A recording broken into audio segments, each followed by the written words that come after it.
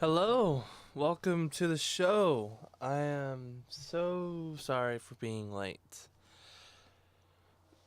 I had a rough day, or rather, rough waking up.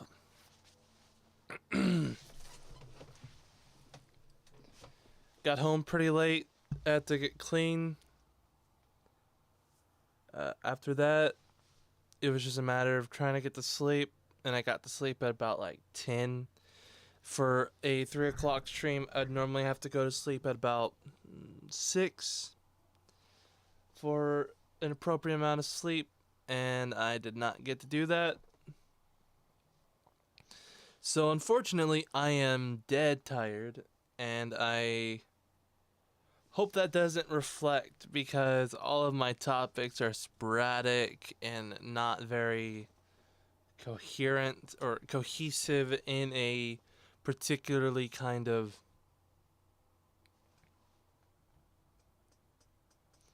focused way. The last few streams were a lot easier because I was able to focus in on a topic, basically. The FDA abortion drugs, and then the Washington or the Texas decision, and then the Washington decision similarly created a easy through line. I could just read a document and that's it. I managed to cobble together some topics that I think are a little important to myself. And if not myself, a fair amount of people that might end up watching this who might be in Texas.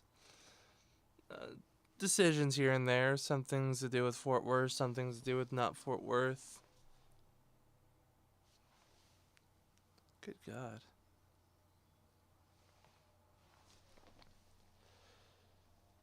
So, diversity, equity, and inclusion, for one. I'll probably get to that point later. So, Texas House GOP has some internal conflict with their own members. One of them is being asked to resign in the House. Weed is looking to be legalized, at least in a medical sense, in Texas. I think that's pretty exciting. That's actually a good thing.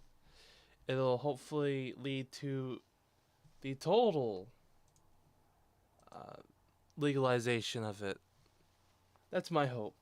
It is not necessary to have weed as a controlled substance and make it illegal in Texas.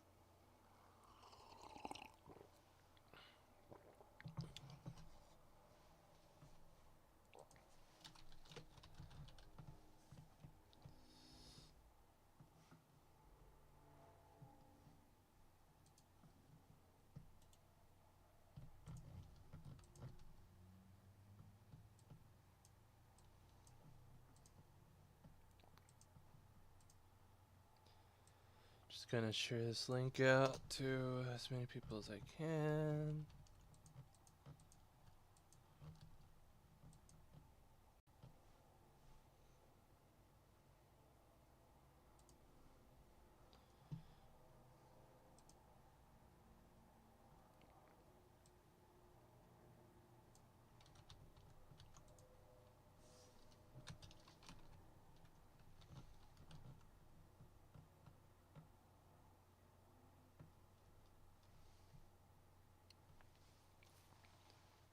Alright.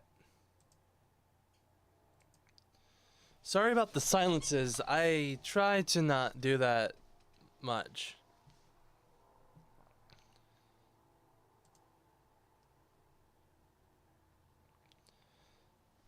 I have to say, I have been pretty excited about streaming on Rumble.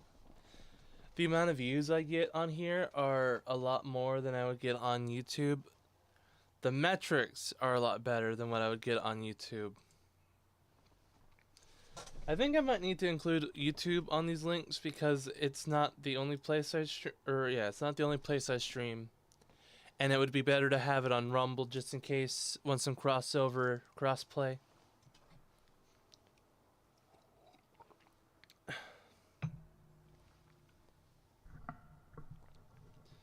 just as I was saying, Texas turmoil in the House. I'll probably cover that first. Then daylight savings is not in the title, but I mentioned it in the description. The marijuana aspect of the plans, or of Texas's government decisions. I'll go over the diversity, equity, and inclusion topic. It's not a very strong or very pertinent topic, but I saw it and thought, oh well, it'll make a funny topic.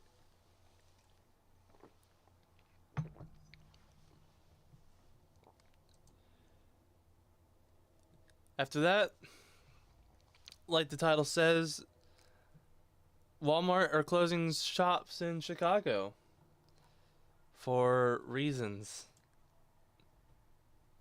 No reason at all. And after that, Johnny Depp. And I think we'll just go to Twitter to address the Elon Musk funny interview.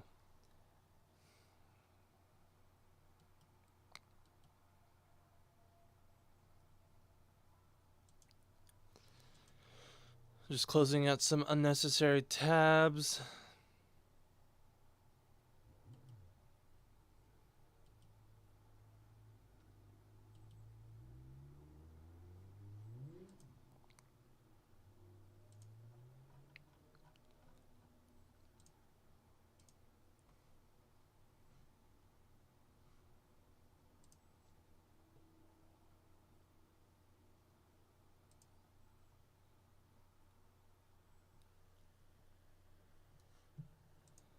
Hold on.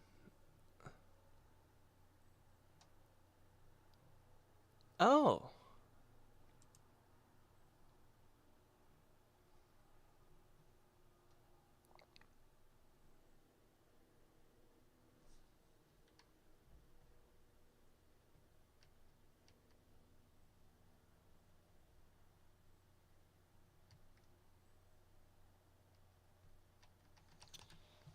What are they covering? Oh well.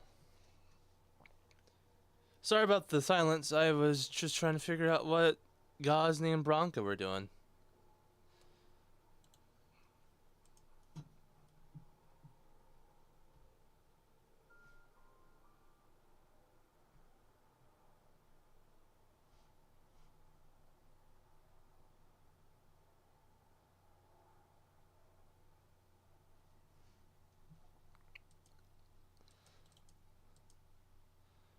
Oh, what is this? What is this? Yeah, I don't think it's necessary anymore. I was just trying to find an opinion. Yeah, I was just trying to find that one judge's opinion.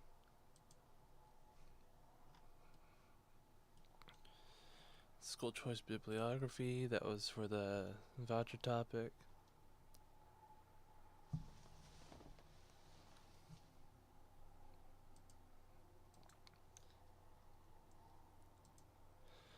All right. Once again, sorry for the silence. I'll get into the topic. For the first one, it is the Texas House turmoil, internal conflict. I didn't see this one coming. I didn't even know this happened. So we'll start covering this right now.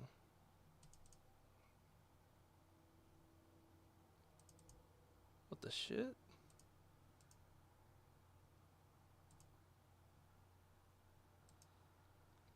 That was weird. I didn't change that at all.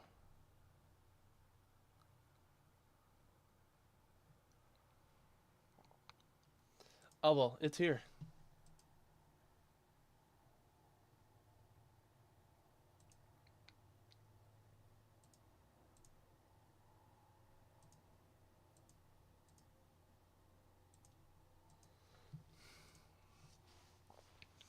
Two GOP Texas House members call for Representative Brian Slatton to resign. Representatives Briscoe Kane and Steve Toth, who are usually ideologically aligned, with Slatton said the lawmaker needed to step down.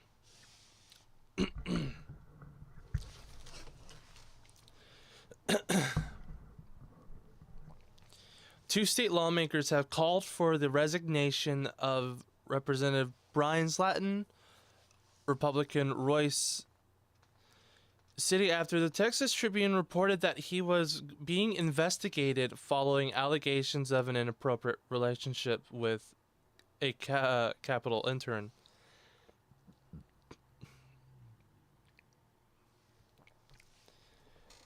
Right off the bat, if this is just being investigated, I wouldn't do this. I get the knee-jerk reaction to capitulate to the idea of it. However, much like the legal system, I would give this man the presumption of innocence. Phone's been buzzing.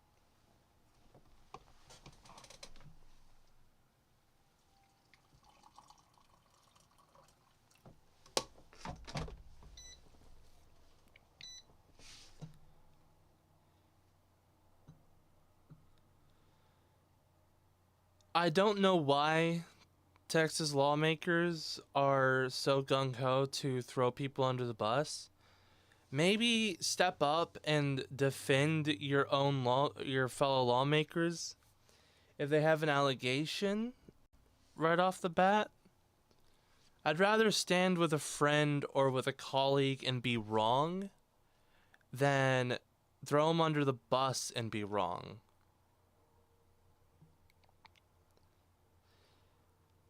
So if it's just allegations, this is not a good deal. The past few days in the Texas House, screams of everything that's wrong with the small segment of its elected officials. Unfortunately, calling the behavior of Slatton inappropriate is a gross understatement. The Representative Steve Toth, Republican, the Woodlands wrote on social media on Tuesday morning, he needs to resign. The resignation calls have come as Slatton has remained silent about the allegations beyond an initial statement from his lawyer decrying unspecified outrageous claims. His usual political allies have always stayed quiet about the situation.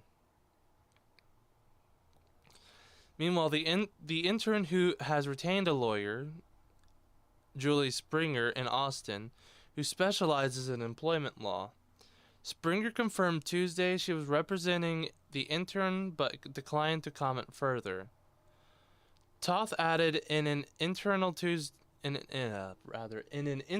Tuesday morning that Slatton's alleged actions had humiliated his wife and said the representative needs to step down to take care of his family.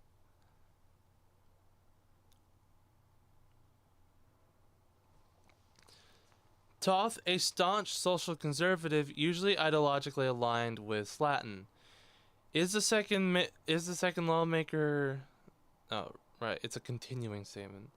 Toth, a staunch social conservative, usually ideologically aligned with Slatton, is the second lawmaker to call for Slatton's resignation. On Friday, before the allegations against Slatton were public, State Representative Briscoe Cain, for a representative for Deer Park, also condemned Slatton on Twitter without naming him. I'm absolutely furious at a Republican whom I believe to be a sexual predator, Cain wrote on social media. I've never been so ticked off at another legislator. Cain has since confirmed he was referring to Slatton. On Tuesday, at least one Democratic House member has also piled on Representative Ana Maria Ramos. That was Republican. Democrat for Richardson. She said she agreed with the calls for Slatton to step down. The young adults working in the Capitol are vulnerable and predators readily target these people. or these young people. We owe it to these young professionals to set the standard and protect them from harm, she said in a tweet. The calls for Slatton's resignation come after a legislative staffer had a complaint to the House General Investigation Committee that Slatton, who is one of the most social conservative members of the legislature, was having an inappropriate relationship with an intern. Slatton is married.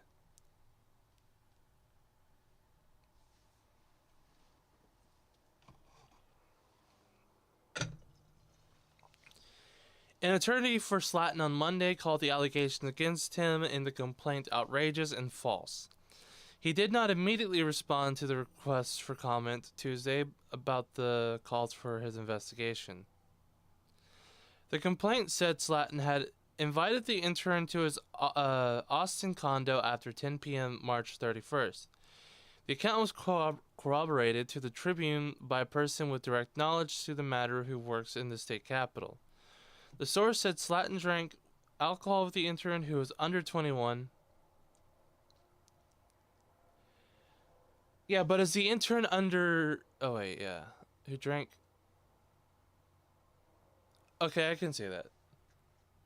I forgot the whole alcohol thing. I've been 20... I haven't been under 21 in, like... 3 years.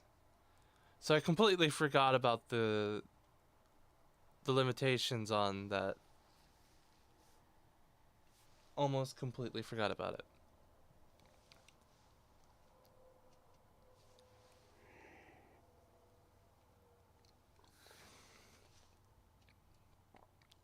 Days later, Slatton allegedly showed the intern fake emails that purported to have information about the incident in what appeared to be something of a loyalty test. According to the complaint and a person with direct knowledge, after presenting her the emails, Slatton allegedly told her not to speak with anyone about the incident. House Speaker Dade Phelan has promised a swift and thorough handling of the complaint. The Texas may expel representatives by 2/3 vote of its members in this case.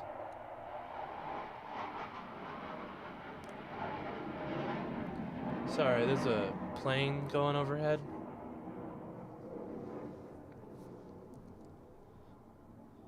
Texas House may expel representatives by 2/3 vote of its members, in this case 100 representatives. The resignation calls by Kane and Toth, those are actually pretty cool names, are noteworthy. The two are members of the staunchly conservative Texas House Freedom Caucus, which takes positions that usually align with Slatton's. Slatton, however, is not a member of the caucus and has occasionally clashed with some of its members for his abrasive style of politics. He has also been criticized by the Freedom Caucus members for having his campaigns bankrolled by West Texas oil and gas billionaires, Tim Dunn and Ferris Wilks.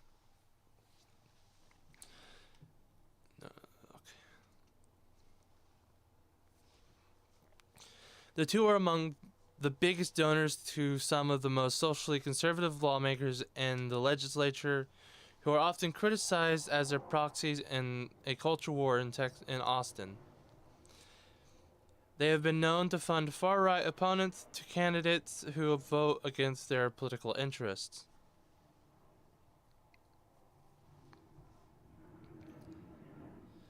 On Tuesday, Toth re-upped those criticisms. What's most troubling about the events of this story is that his behavior appears to be predatory, Toth wrote. Unfortunately, his handlers have closed their eyes to the signs of his dysfunctional behavior because he's willing to do their bidding. In the upper chambers, Republican Senator Drew Springer of Muenster tweeted that he would be filing an amendment to a bill about criminalizing child grooming that specifically targets members of the legislature who engage in grooming behaviors with victims under the age of 21. Look, I get the alcohol consumption thing being wrong, But criminalizing child grooming and people under the age of 21 do not comport. They do not go together. An 18-year-old is an adult. Sure, be mad at him for giving alcohol to an under 21-year-old. But if the person is 18, that is not grooming. There are problems with what happened. But the idea of grooming a potentially 18-year-old person is not that.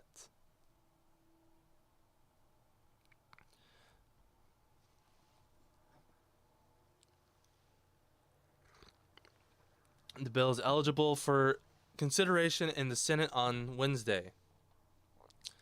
Slatton's political supporters have so far steered clear of the situation. Julie McCarthy, founder of the True Texas Project, wrote an email that she did not have enough details to comment, but she added that she would expect representatives calling on Slatton to resign to apply the same standard to other colleagues who may have been unfaithful to their spouses. I don't think this is about unfaithfulness, Julia McCarty, respectfully. I don't think this is about infidelity. I think this might be an issue about taking advantage of a person who doesn't have as much power in a situation. Not everything's about cheating. David Hale, the chairman of the Republican Party in Hunt County, which is in Slatton's district, also said he was waiting to learn more.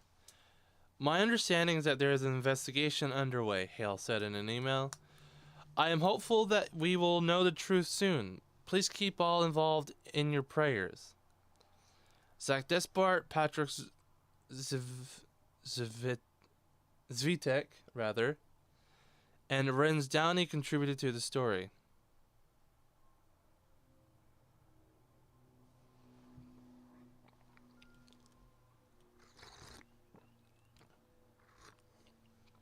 Oh shit, this isn't even like today.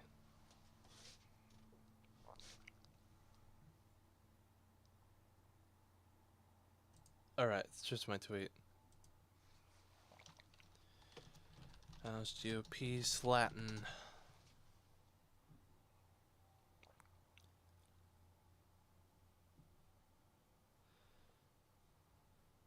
And an ordained minister. That might be a problem for his clergy.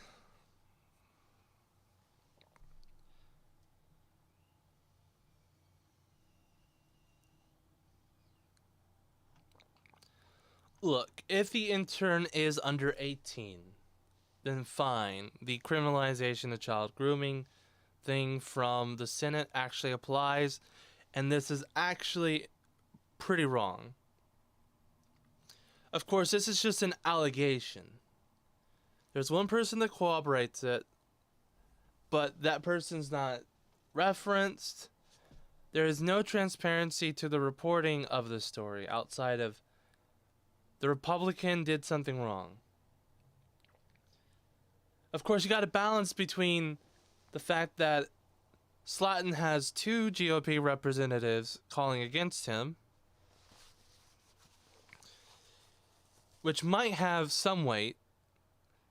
However, you also have to consider that they are not so keen on him potentially being paid off by oil magnates and what was it?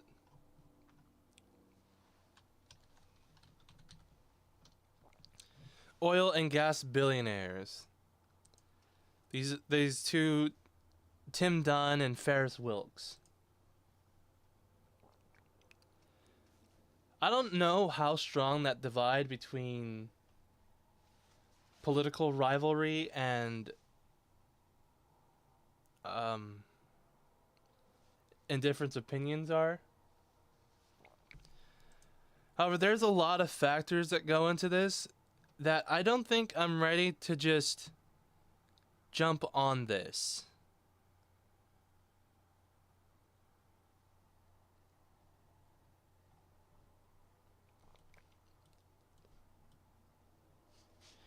If Brian Slatton did do what he's accused of doing and groomed an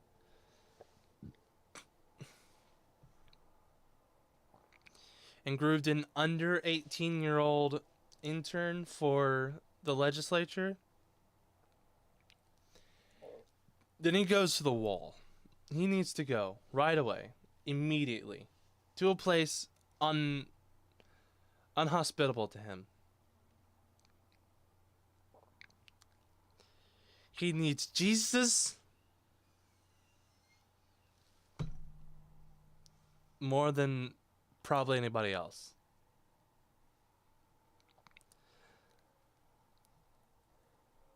I'm hoping,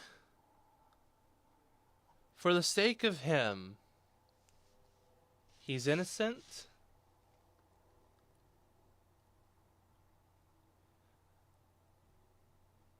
But if he is innocent, it's a little fucked because now he's got two people that should be on his side calling for his resignation, a lot of people that's not standing up for him, and the intern basically stabbing him in the back for some reason.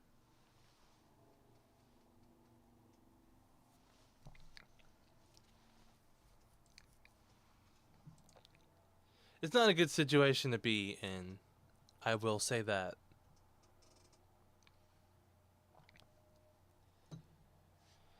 That's the fun little divide in Texas House. I wonder if he ever voted against something that they wanted.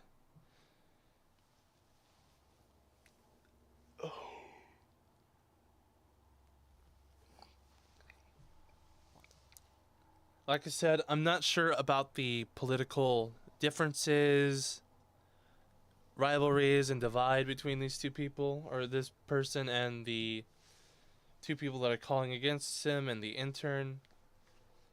However, it is interesting to see that there might be a lot of interplay that has led to this. And I can only wonder where it will go. Hopefully we will see what happens with him. It certainly has my interest. I'll probably have this bookmarked and update later. However, that is that story. Let's get on to a slightly more fun thing. Daylight savings time being done with. Texas House votes to permanently stay on daylight savings time, but Congress won't allow it yet. The chamber of the House voted 138 to 5 on Wednesday to approve a bill that seeks to end the practice of changing clocks twice a year. But that doesn't mean that the measure has an easy path to reality. Remember, you also have a second building that needs to vote in a similar capacity.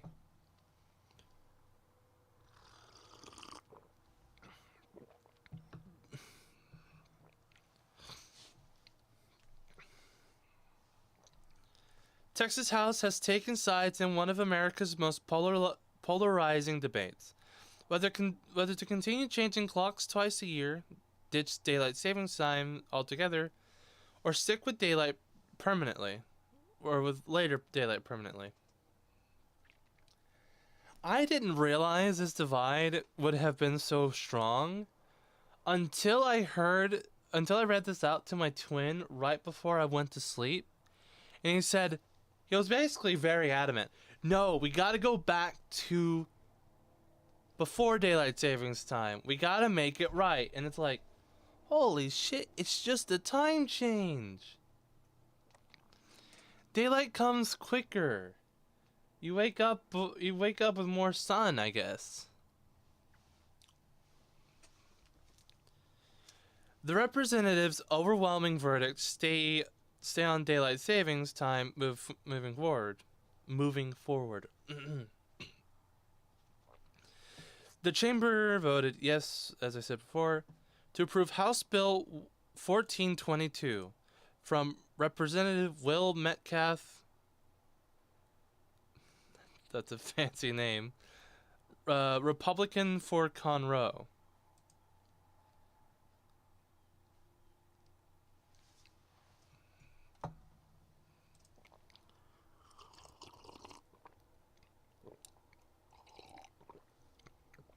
Relating to daylight savings time.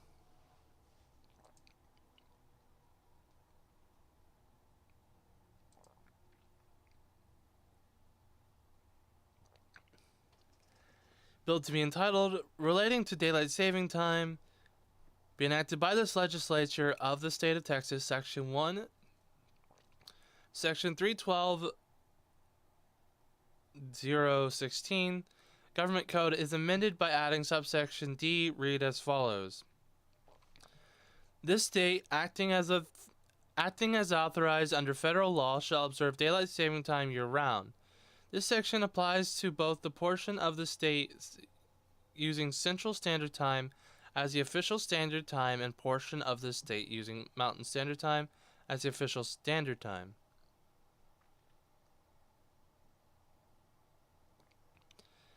Applies to both the portion of the state using Central Standard Time as the official standard time and the portion of the state using Mountain Time as the official. Except as otherwise provided by this section, this act takes effect September 1st, 2023. This act takes effect only if the United States Congress enacts legislation that becomes law that authorizes the state of Texas to observe daylight savings year-round. If the United States Congress does not enact legislation that becomes law described as by the subsection, this act has no effect.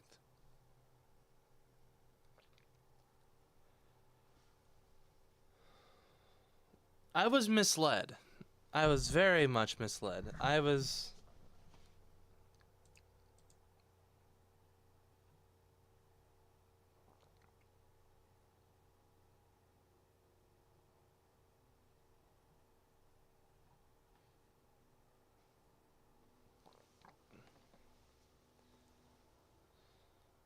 But Congress won't yet. This is interestingly I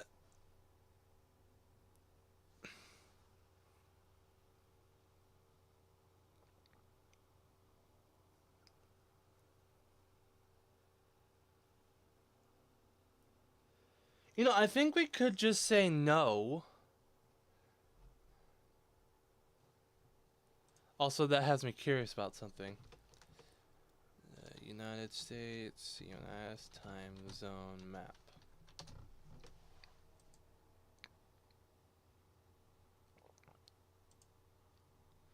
They really do be wanting to get this section of Texas affected.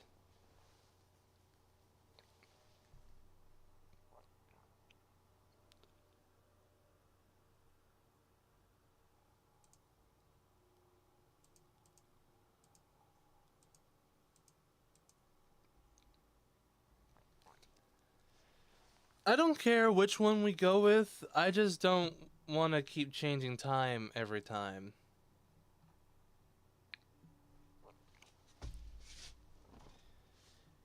It takes effect only if the United States Congress enacts legislation that becomes law, that authorizes the state of Texas to observe daylight saving time year-round.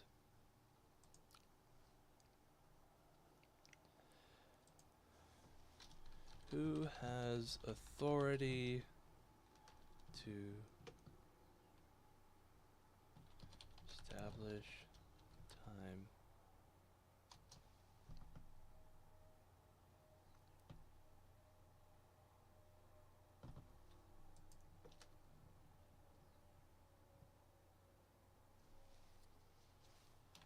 Rather, I should probably ask it.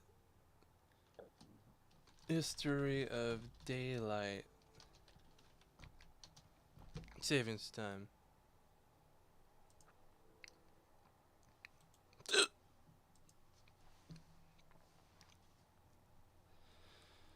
Daylight savings time, also referred to as daylight savings time, daylight time, United States, Canada, and Australia, or summertime, United Kingdoms.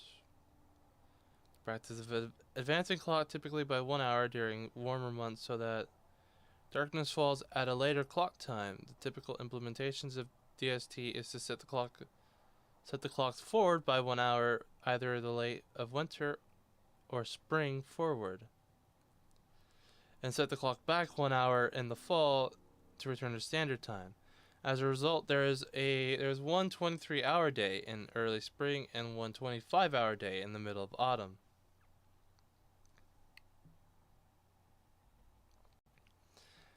The idea of aligning waking hours to daylight hours to conserve candles was proposed in 1784. Benjamin Franklin, in a satirical letter to the editor of the Journal of Paris, Franklin suggested that waking up earlier in the summer would economize in candle usage, and calculated considerable savings. Benjamin fucking Franklin.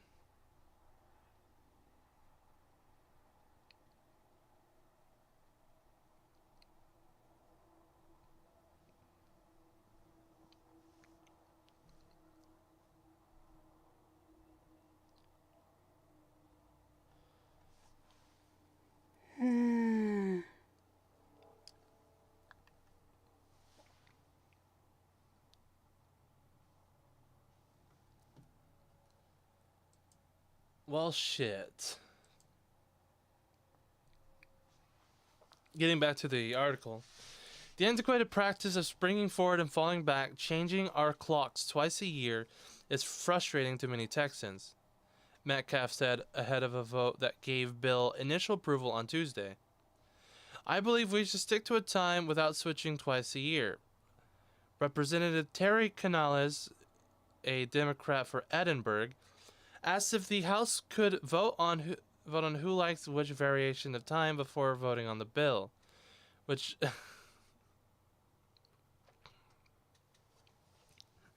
drew a couple of chuckles. That vote did not occur. I like this person. That was funny. Terry, you have my vote. I don't care. That was funny as shit. Damn. That's not a lot of money.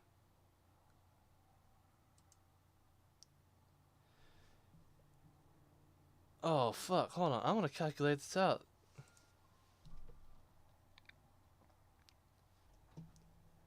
So if he's making...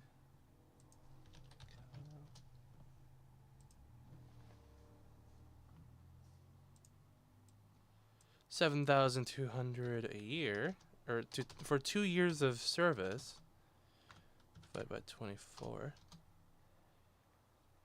Damn!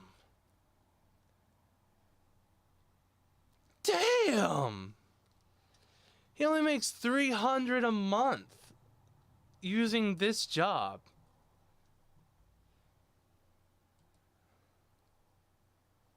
Damn!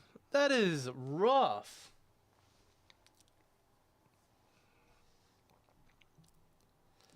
That vote did not occur. That vote should have occurred.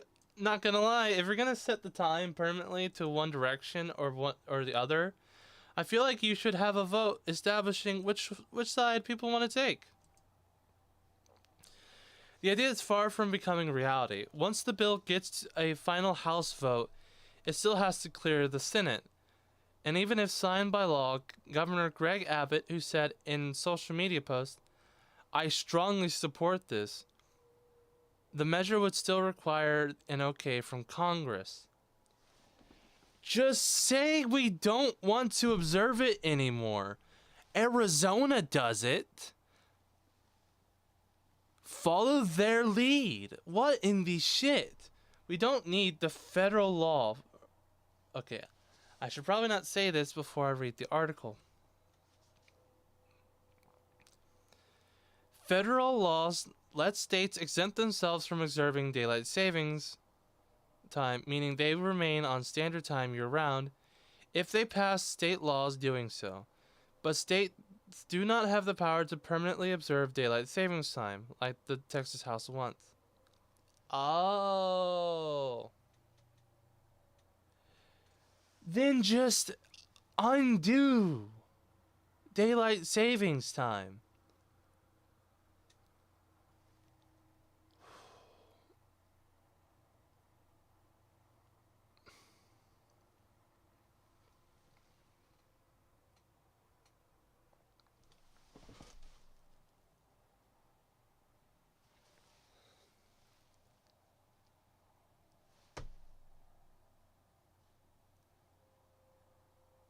I think I get the rationale. They don't care for standard time, they want daylight time.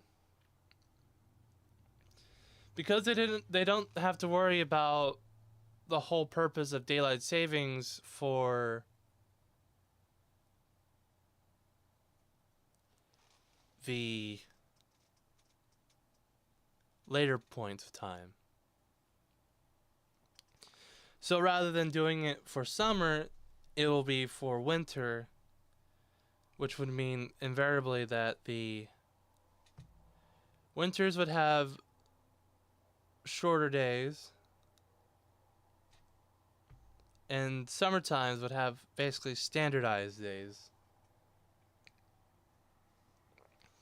They would also be able to just say, or keep it as it is, and not flip-flop back and forth, and keep the preferred logic behind daylight time.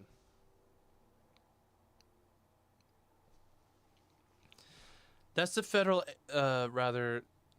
law states that they do not have the power to permanently observe daylight savings time. That's the federal agency that oversees the country's time zones and uniform observance of daylight savings time.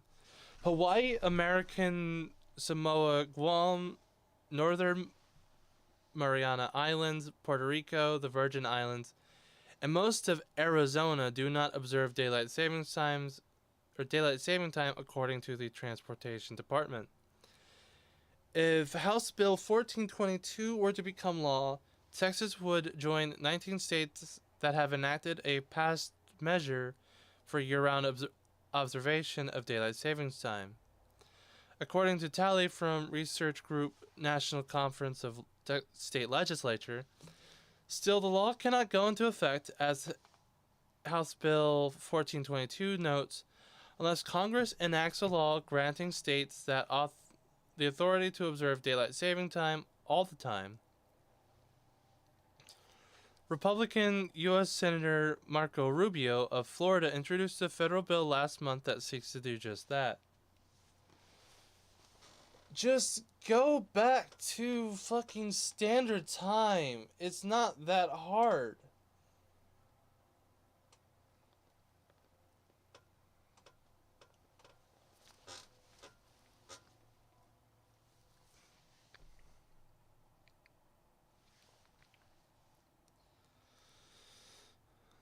The ritual of changing time twice a year is stupid, Rubio said in a statement last month. Locking the clock has overwhelming bipartisan and popular support.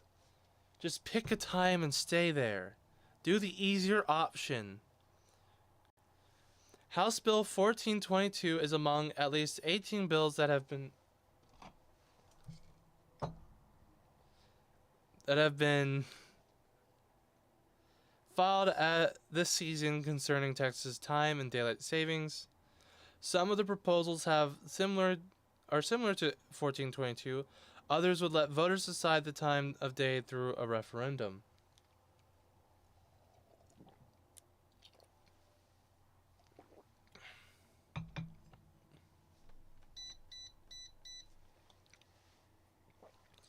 While many researchers and sleep experts approve of no longer switching clocks twice a year, there appears to be a less consensus about whether to follow daylight savings time or standard time.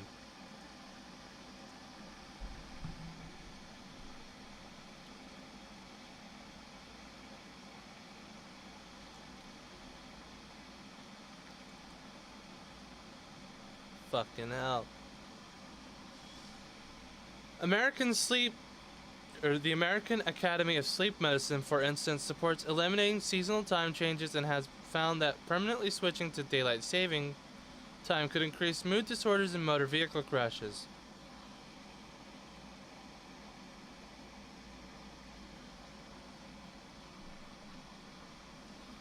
The group wrote in 2020 statement, current evidence best supports the adoption of year-round standard time, which aligns best with human circadian biology and provides distinct benefits for public and health safety. The National Sleep Foundation also endorses sticking with standard time, writing in its own opinion about the matter that the human circadian rhythm or human circadian system does not adjust to an annual clock changes. Sleep becomes disrupted, less efficient, and shortened. Daylight saving times forces our biological clocks out of sync with the rising and setting of the sun clock. The link between our biological clock and the sun clock has been crucial to human health and well-being for millennia. Polls have shown Americans also want to stop changing their clocks twice a year, but are not on the same page about which time to follow.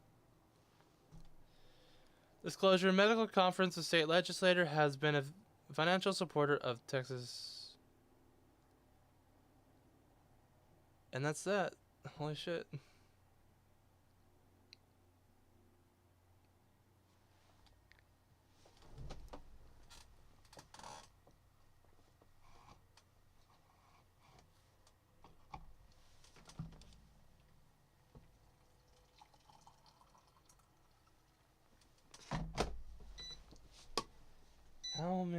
How long have I been doing this?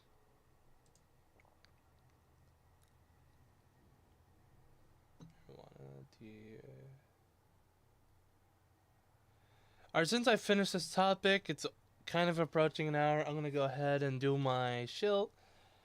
It's not, I don't know why I'm doing it like an ad read. Probably I have it interspersed because I think it'll be better to advertise. However, if you're looking for tea, go to the Dragon's Treasure. The Dragon's Treasure is an ever-updating, ever-growing site for anime and tea lovers. The man that runs this site is a mastercraft of tea. I have been drinking the Iroh's Legacy tea. I have a whole bag of it. It's a green tea with jasmine in it, with the flavor of jasmine. Simple yet elegant and delicious, just the way Iroh would have wanted. It's been a very good tasting tea, and I have not been disappointed by any of his teas. I have no idea how I'm going to react to the matcha, which is ceremonial grade. It's a green tea for that I think typically the Japanese drink, and it requires a very special way of making it, and I plan on trying it later today because I have free time. And not only that, all of this, you can save 10% off every purchase with the code LAYMAN. That is my gift to you, a discount code, so you can get 10% off of every purchase. Everything, including like this tea strainer, the kettle. I don't know if you can get a Dragon's Wing discount. I don't think you can. It would be weird if you could get a discount on your subscription. My top 3 choices for tea right now would have to be the Sebastian's Morning Earl Grey. And let me get this one pulled up. Magical Girl Venus, which tastes like oranges, but not in a overwhelming citrusy kind of bite kind of way. It's like a natural orange flavor. This is also one of the ones that are being updated in the let's see if it has an update note here. Patch notes 2.0 2.0.1. The Dragon's Treasure has been in business for almost 8 years. Since then, our tea making skills have drastically improved. The downside to this is that some of our teas don't feel like they're holding up as well. Some of the newer ones, as well as some of the newer ones. As such, we're going to periodically update some of our older teas with our patch note system. The response we get from these patch notes will let us know how people feel about these changes. So the first 7 teas that will be updated are the Wizard Familiars, Snake, and Raven. I'm kind of assuming this is a reference to what's it? Harry Potter, Slytherin, and Ravenclaw. More ginger, cardamom, and blueberry flavors. Winter wrap up, adding more tropical flavors. And the 3 of the magical girls, which is Sailor Moon references. More orange peels for Venus and orange flavors. More blueberry for Mercury and more raspberry for Jupiter. Lime white, more lime flavor. So yeah, the Rooibos, I need to learn how to say that properly. So the Rooibos, Iroh Legacy, and Magical Girl Venus. The Earl Grey is, I believe, a white tea. No, black tea. With vanilla flavor. I need to find 5 different types of tea. Or the 5 different categories he has that I probably like. I'll probably order a bunch of custom packs. Or a custom pack of sample flavors. Or have him send me... Or buy... one set of the different type of samples. Because you can actually order all of these in samples. There's a sample variety for everything. Green tea, customize, every tea sample pack. You can get a fruity sample pack. So green tea, white tea, oolong, herbal rooibos, and black tea.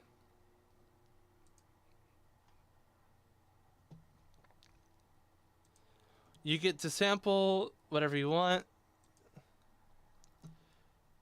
with each of the different types.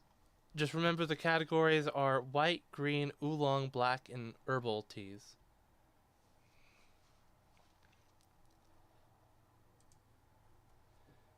You know, I noticed on Rumble I have 10 people watching, 9 people. Please subscribe if you're here. It really helps. Throw a thumbs up. I've been having a lot of fun on Rumble. I've gotten... I'm actually earning something out of it, which excites me so much. But like I was saying, green tea sample packs gets you Iroh's Legacy, Crystal Genmaika or Genmaicha, Uwu, Cherry Green, and Elixir of the Gods. That's just the green tea. You can get a sample pack for whatever you want to try out if you're not so sure about the tea. You can get teaware if you want to start drinking tea. I have the kettle as you've seen on the screen. And I let that sit for a while. And the tea strainer, and you have one that basically does all of the work. You don't have to do anything. Remember, Dragon's Treasure with code Layman, and that'll get you 10% off of every purchase.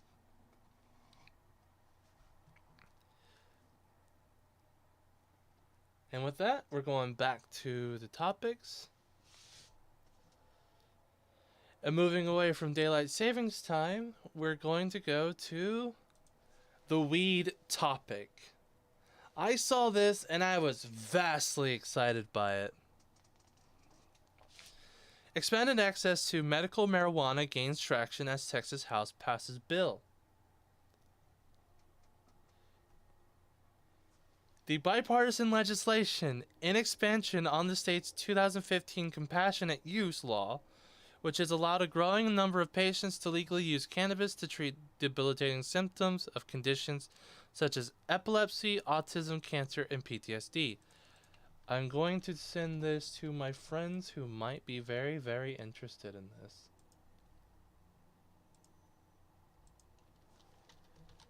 Oh.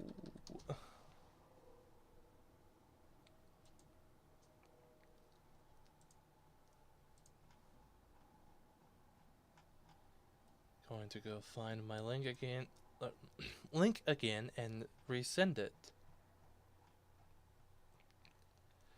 I have noticed watching myself that I need to speak more clearly. It could also just be that I don't have a really good sound quality from this mic.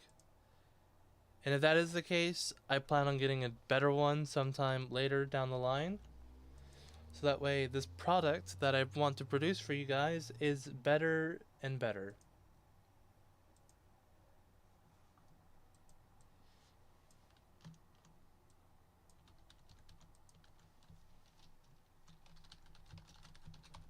Talking about weed. Weed.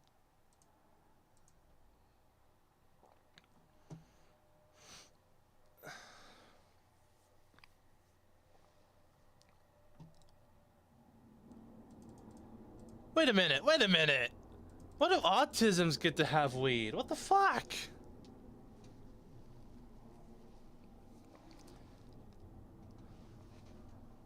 Can ADHD people have it, please? That'd be great. I would be fine if they would add ADHD to that use, or to that list. Holy shit. Texans who suffer from chronic pain and potentially other debilitating conditions would be able to access the state's medical marijuana program under a bill approved by the Texas House on Wednesday. Of course, my view is that they should just legalize it outright, but this is a step in the right direction, so it is worthy of some level of praise. The bipartisan legislation sponsored by House Public Health Chair Stephanie Click Stephanie Click, please be a Republican, please. I know it's a bipartisan effort, and that's what's important. But I want so bad for a Republican to have been the one that decided this. Oh, what? That's not... I've been betrayed. Bamboozled. Yes! Republican!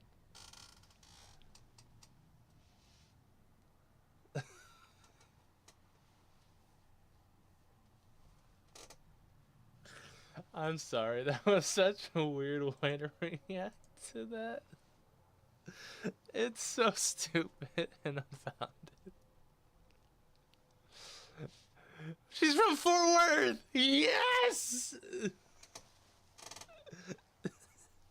I know it's so stupid and weird to have that kind of reaction. It's a bipartisan effort. It helps everybody. No one should be taking credit for this because, you know, if it's a bipartisan effort, it means both sides, all sides are coming together on this one thing. But I can't help but to feel some level of pride when the party that I vote with in most cases, outside of a few select cases, is pushing this one good thing that could help everybody. It would be right for this. And not only that, she's from my area. It makes me significantly happier to know that someone who is in my area that I could vote for basically directly has some level of goodwill. Hopefully this pushes further than medical use. It would be nice for everyone. I went off the deep end there for a second. I'm gonna get back to it. I know I'm weird. Fucking hell. The bipartisan legislation sponsored by House Public Health Chair Stephanie Click is an expansion on the state's 2015 compassionate use law, which has a number of legislative changes since it was created, allowing a growing number of patients in Texas to legally use cannabis to treat debilitating symptoms of conditions such as epilepsy, autism, cancer, and PTSD, or post-traumatic stress disorder. Holy shit, that would actually help out my friend. Don't worry, I got a weed card. House Bill 1805 won initial approval Tuesday, and then received a final vote Wednesday, passing 127 to 19. I want to know who these 19 are. They need to be named. Right, let's see.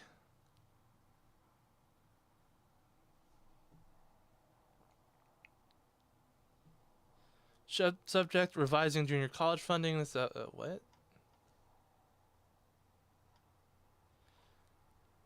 Oh, this is probably a larger thing, but it includes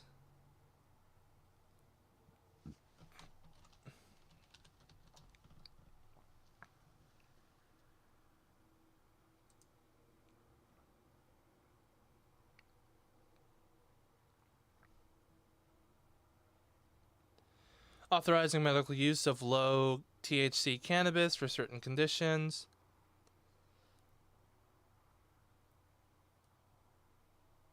Ten ayes, no nays, one absent. Witnesses, basically I think everybody there.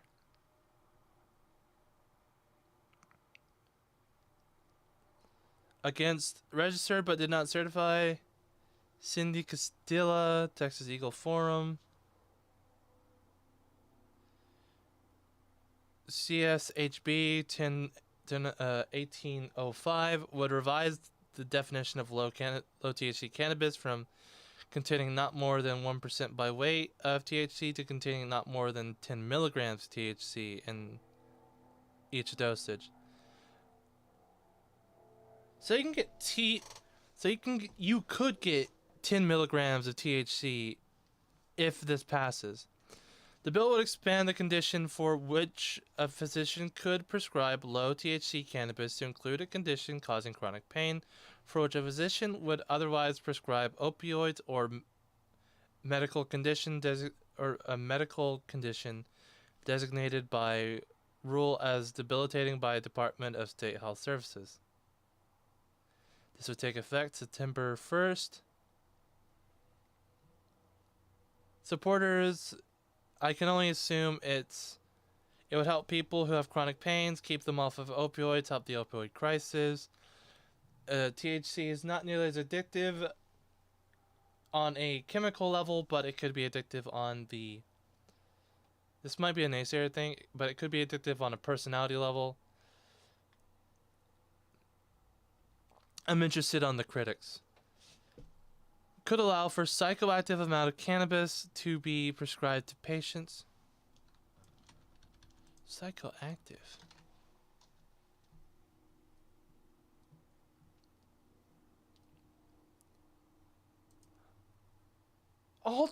This drug is by its nature psychoactive, critics. Psychoactive substances, including cannabis, have been linked to psychological and psychiatric disorders. The potential benefits of expanding the use of medical cannabis are not worth the risk until more research on long-term effects can be conducted. The authority given to DSHS by the bill is too broad and could allow for medical cannabis to be prescribed for too many types of medical conditions. So be it. Everything someone does could impact their health or their mental state. Alcohol has a psychoactive effect. We allow it. Cigarettes create a psychoactive effect if you take too much of it and then stop using it.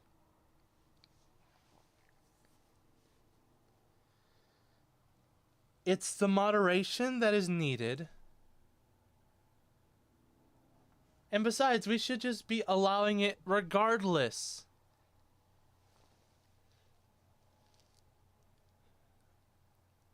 It is better to have people who can choose if they want to get high in the place that they want to get high, rather than being worried about it. It would take it off a black market.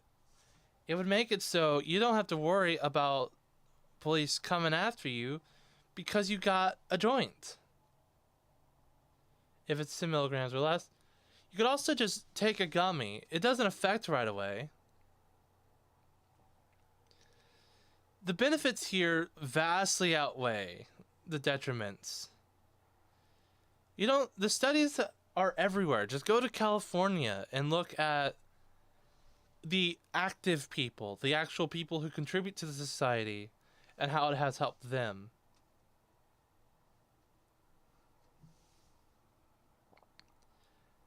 I am glad that there were no naysayers, but I understand that there are critics.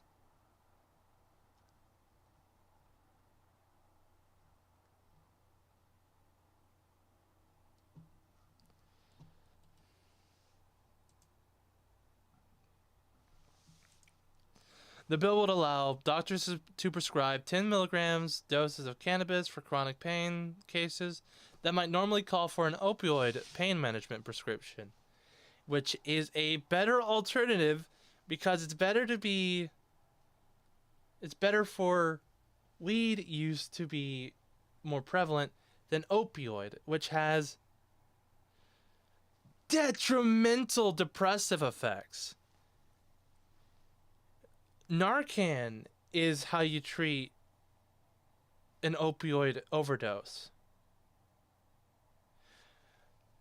A Whataburger menu is how you treat a weed overdose.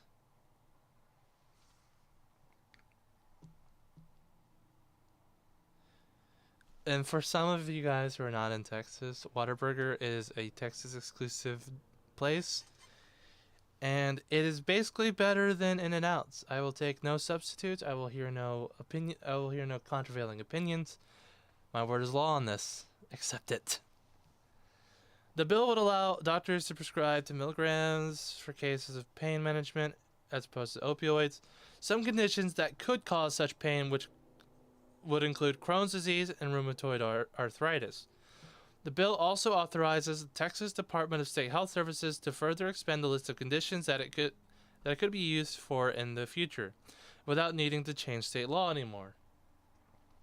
It would be awesome if they would just establish this themselves. Click's bill also changes the way the legal level of THC, or tetrahydrocannabinol, or THC, the active psychoactive agent in cannabis, is measured from concentration to a set volume of 10 milligrams per dose rather than by weight, which supporters say allows it to be delivered more efficiently and in a wider variety of ways. THC found in cannabis has been found by some patients and doctors to be effective against pain, depression, anxiety, appetite problems, and nausea. There was no debate on the House floor nor any vocal opposition in a committee hearing on the bill last month. This is good. This is very, very good. Dude, this is the most exciting news since sliced bread.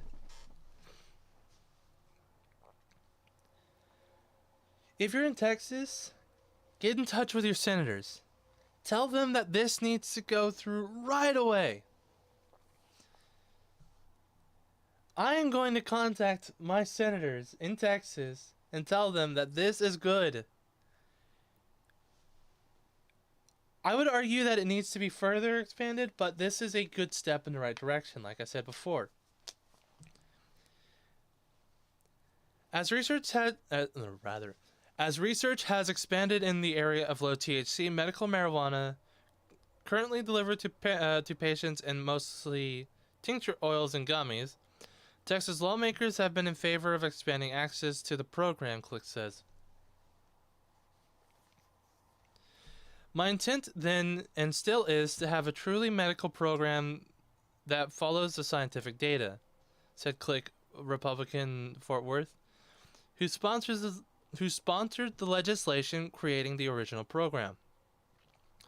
The compassionate use program in Texas has registered some 45,000 patients since it first began, with about 10,000 to 12,000 active participants, said Nico Richardson, the interim chief executive officer of Austin-based Texas Original,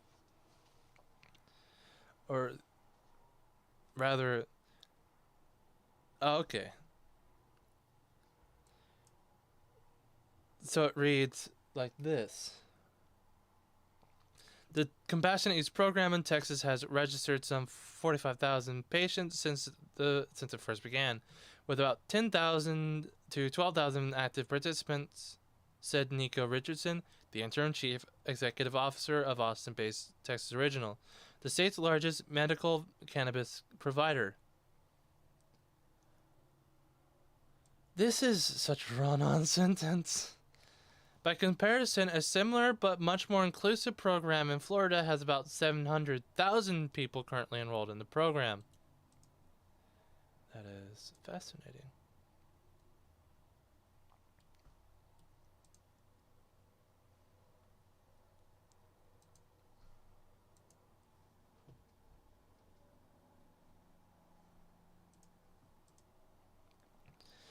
During a March 13 public hearing before the House Public Health Committee, military veteran. I was reading that fucking weird. Hold on. During a March 13th public hearing before the House Public Health Committee, military veterans told lawmakers how medical marijuana had helped them overcome both trauma and pain since they were able to access it under the Compassionate Use program. The veterans! Yes! Help them! Dude, we have fucked our veterans in so many ways. They go and fight for us, and then they come back, and they get nothing. My friend, a veteran. Well, yes, I'll say a veteran. Served, has dealt with combat, is in pain all the time. In the last couple weeks or so, maybe a month, he's been in constant pain, and he's been trying to get it. It affects how our conversations develop. He's trying to fight the pain, and a lot of times that we talk, and it sometimes affects his mood. If he could have access to this in a way that it makes it so he doesn't have to deal with it all the time, drastically beneficial for him. I want this for him. I also want this just because it would seem like a fun way to... would be a fun way to kill the time, I think, on a day off. But mostly for him. This makes me so excited. Several said they knew of veterans in tremendous pain who were not in the program, for whom opioid were not an option, so they obtained their cannabis through illegal channels. My friend is not such person. In no way, I have no knowledge of him ever being in this kind of way. As far as I know, he is a law-abiding citizen and has not obtained cannabis through illegal means. It does make me high, said Navy veteran Ramona Harding, who was able to obtain marijuana through the state program, and said she suffered from PTSD because of military sexual trauma. Or, it doesn't make me high, rather. I'm sorry, I misquoted you, Ramona. I'm sorry. It doesn't make me high, it just helps the pain subside so I can function.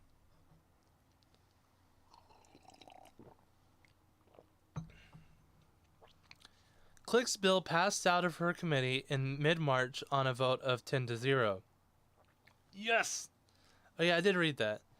Only one person, a member of the socially conservative group Texas Eagle Forum, registered against the bill in the committee hearing supporting the legislation, included advocates for people living with disabilities and mental health issues, as well as the Libertarian Party, the Texas chapter of the American College of Physicians, and the Center for Health and Care Service, or Center for Healthcare Services, which is the mental health authority for Bexar County. For decades, I annoyingly suffered from PTSD, which led to insomnia, then anxiety. U.S. Navy veteran Michael McKim said last month, I worked with counselors to ease my symptoms, and I still find myself unable to ease my mind. McKim said as a result of taking medical cannabis, he has been able to sleep soundly for the first time in decades, and his alcohol abuse has stopped completely.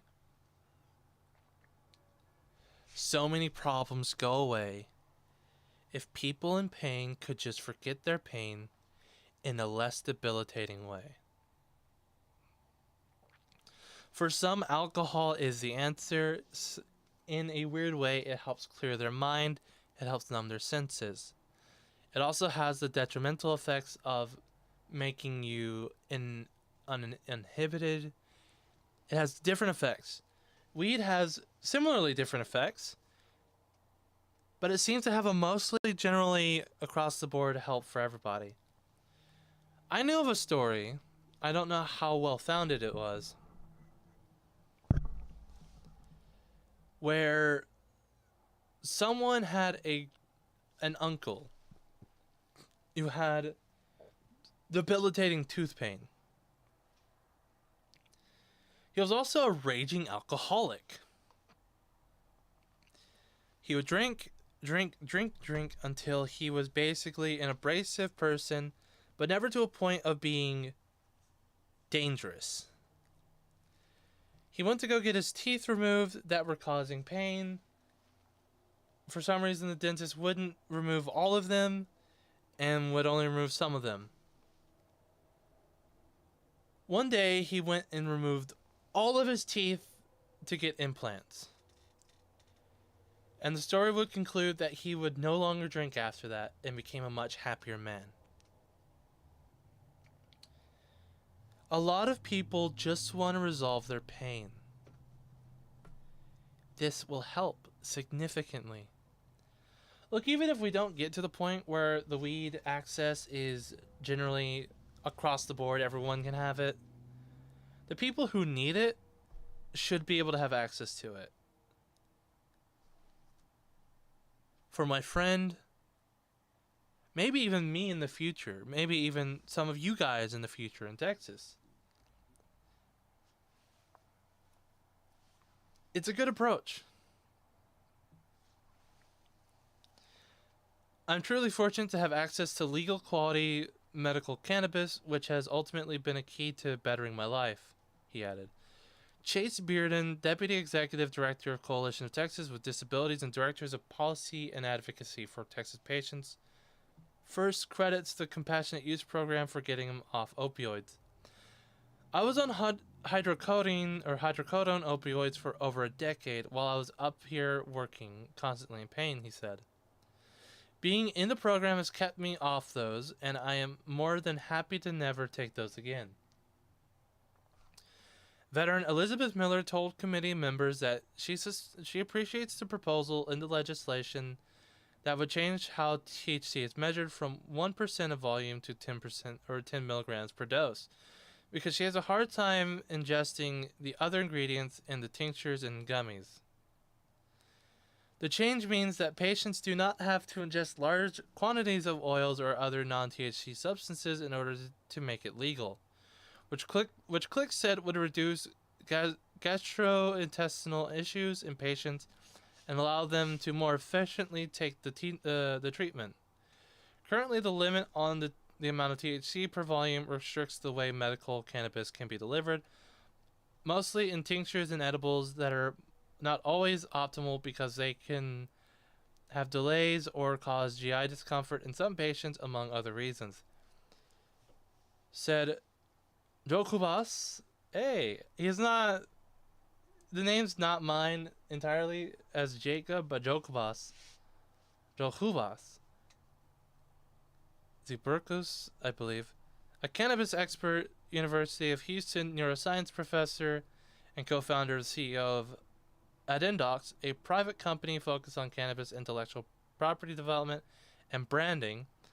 One comparison Richardson said likes to make is that If the active ingredient in Advil and ibuprofen were to be restricted to 1% of the total volume of each dose, then reaching the suggested dose of 400 milligrams for a headache would require 40 Advil tablets. By allowing a single dose of medical cannabis to reach 10 milligrams, as Click's bill does, it opens the door to other delivery systems such as sublingual, which can be absorbed under tongue, right there, as well as creams, which can rub on, and patches, and suppositories.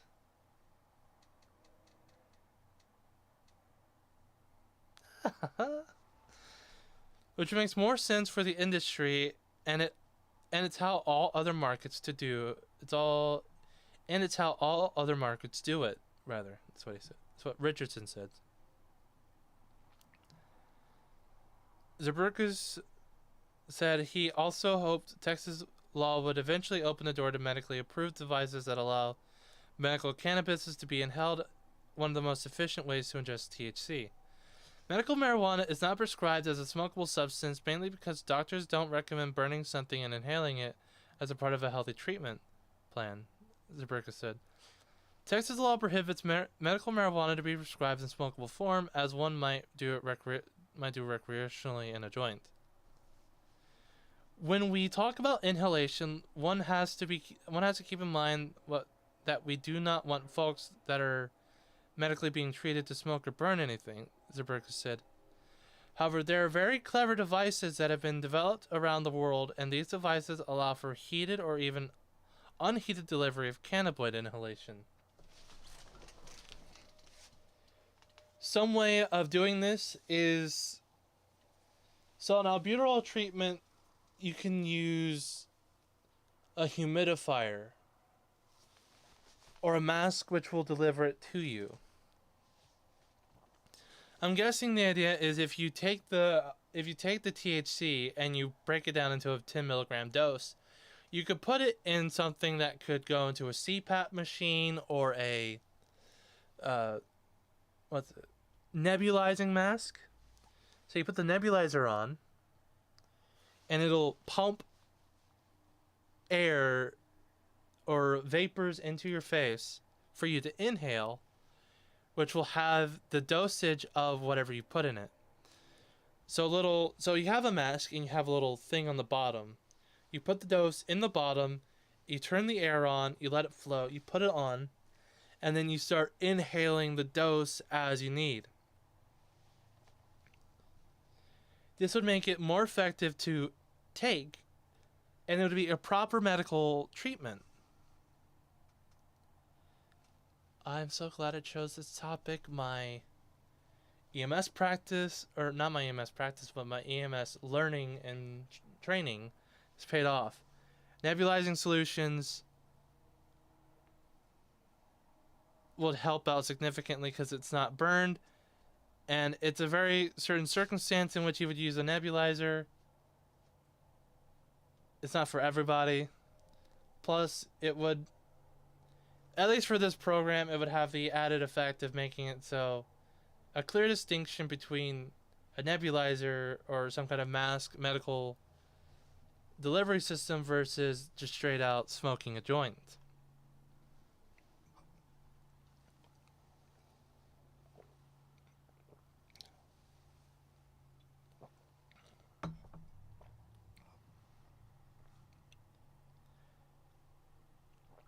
While medical marijuana has gained acceptance among conservative lawmakers in recent years and has been legalized in nearly 4/5 of the country,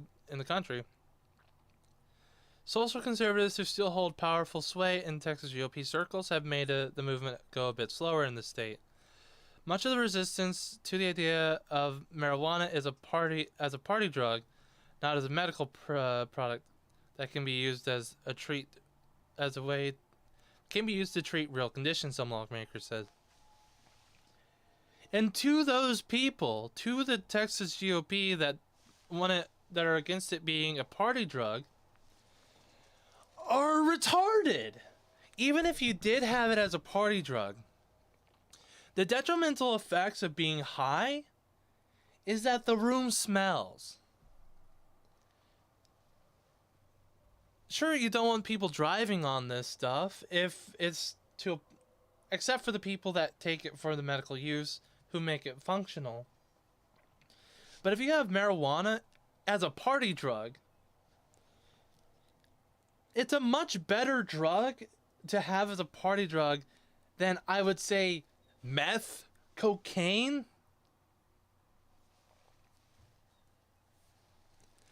An opioid for a party drug would kill people because they would underestimate their use. They would take it with alcohol. A downer with a downer would kill groves of people. They do this anyway. They do opioids, they do meth, they do crack, they do cocaine.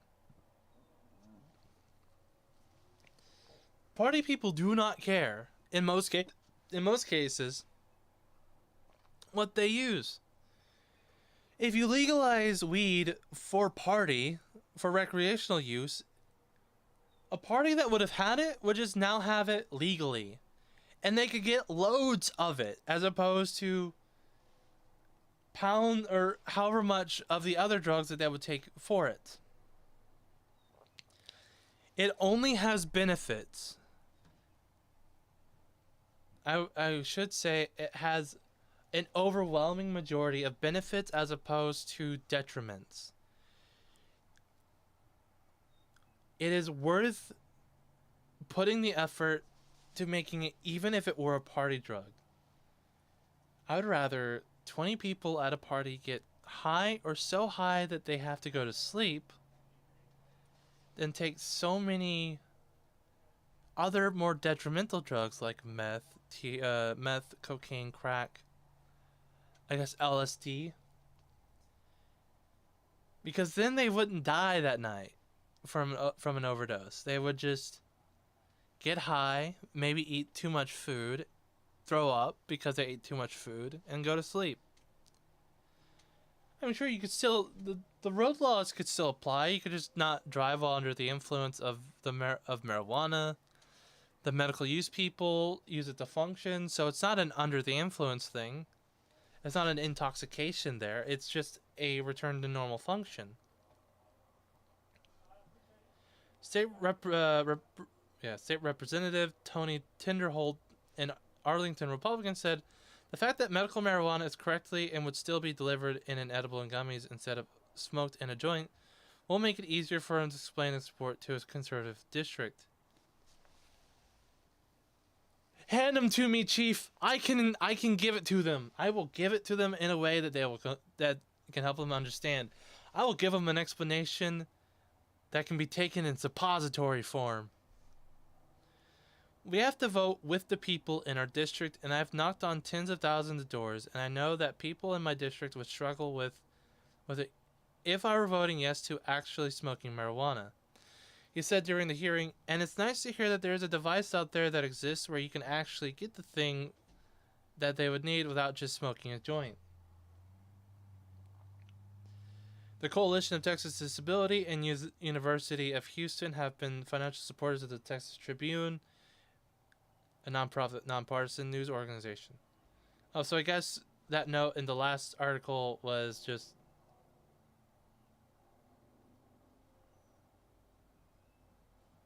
national conference.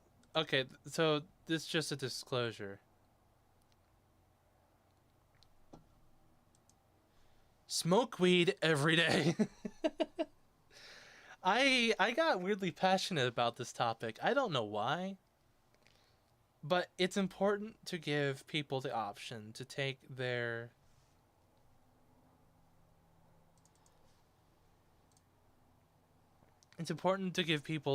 option, or important to give people the option to take their recovery or disability how they want it. I can say with some set of experience, pain sucks in many ways. I experienced chronic pain for 7 to 8 months.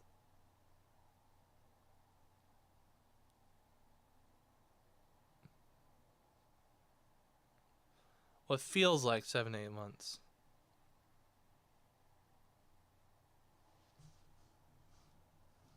I gotta go through my contacts or my messages. I don't remember when I got my spinal or hernia repair surgery. The option is important. If medical marijuana could help fix dozens of people that have unmanaged pain, it is worth giving people that option. So that way they could return to function, no longer feel pain. And maybe some of the pain is a psychological effect. The pain leads to a psychological disorder that creates further issues. If you can resolve that pain, you can resolve a lot of issues from them. It can only be a good thing for a lot of people. There's a lot of people who couldn't do it. It requires someone who has the ability to be able to manage themselves. But even then, if for a person who couldn't manage themselves, they were going to get lost in alcohol or cigarettes or some kind of other option anyway. It is...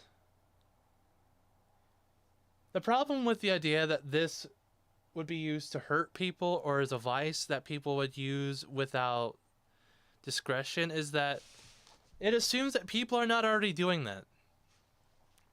It also assumes that people are just going to do bad things with the option. Many people who don't take this or use another vice are overloading on caffeine, loads of sugar, food. The vices are endless. I'm a fat motherfucker. My vice has been food, apparently. I need to lose a lot of weight. I need to cut this off. Flatten this out. 2 fatty cheeks. The vices are not strictly the drugs. But those are okay. We should allow these to be okay. Even in the worst situation that it's used as the party drug or the way or the vice that someone uses to basically not be a productive member of society, that person was not going to be a productive member of society regardless. I know I'm repeating myself, but still. It is better to let people have the option to decide their own ends on this. So I'm for this. Hopefully this expands further. Oh shit. In the medical uses, expands to recreational use. Because even in recreational use, better this than the worst options.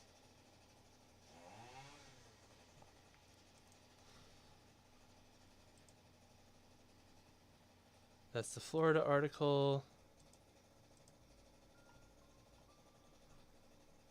I had another article opened up right next to it, which was basically the same thing, I believe. But for the marijuana movement publisher.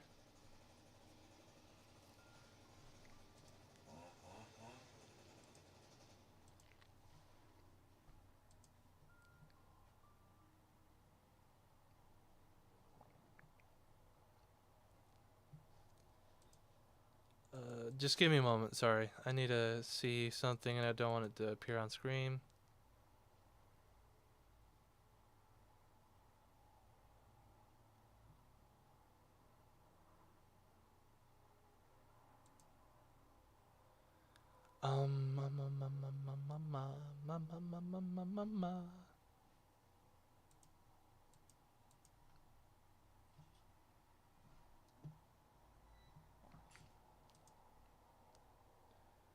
What was I gonna look up? Fuck.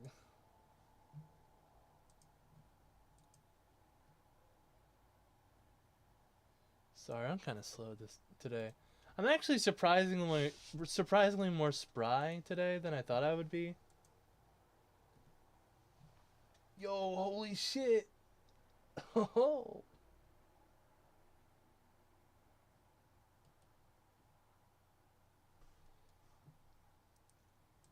I would like to say again, if you're watching this right now and you're not already subscribed, please do subscribe. It helps out a lot. I have a small goal right now, and it's only 20 subscribers or followers on Rumble. I already got that on YouTube, but on Rumble you get your custom username right away when you get 20 subscribers or followers. So if you're watching on YouTube, please subscribe. If you're watching on Rumble, follow.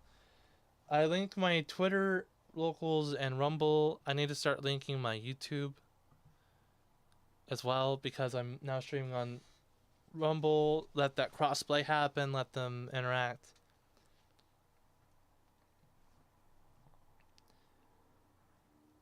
So we're going from the weed topic to diversity, equity, and inclusion. Let's get that pulled up. Let's fucking go! Sorry. How Republicans threats to tenure and diversity might undercut their own efforts to advance Texas universities. Texas lawmakers are poised to create new multi-billion-dollar endowment to boost emerging research universities and national rankings, but faculty members say banning diversity office and tenure would stymie those efforts. Oh yeah, now I remember what I was going to do. Hold on, I'll just need to do this real quick. I'm going to do this. I forgot something about the tea that I drink.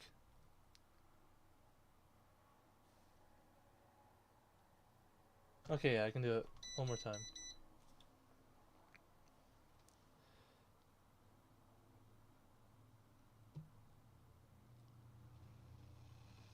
Okay. So that sound is the kettle heating up the water. Sorry. It has to be there. It's spacious. Apologies for the noise. Hopefully I'm talking over it clearly. I will mark it down for this stream.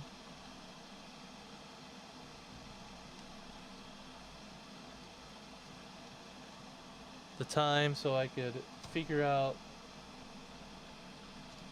kettle volume check.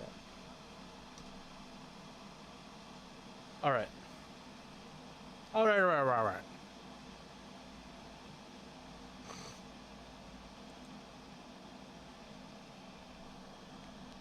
Am I back on? Yeah. Okay. So the diversity inclusion, their efforts to make an endowment could stymie the universities. Nearly 40 protesters at the Texas Capitol Rotunda on March 23rd joined in chants. I am a little late on this. However, I think it was updated. 5 a.m. Central. Cool.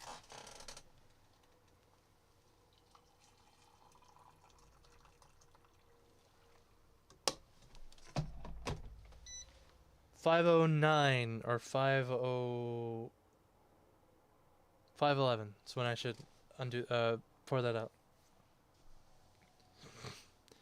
Ever since Governor Greg Abbott set his eyes on the governor's mansion nearly a decade ago, he's been outspoken about wanting to see Texas public universities rise in national ranking. One of the areas that disturbs me is the fact that five of the top 10 public universities in the country are from California, with none being from Texas, he said at a press conference in 2014.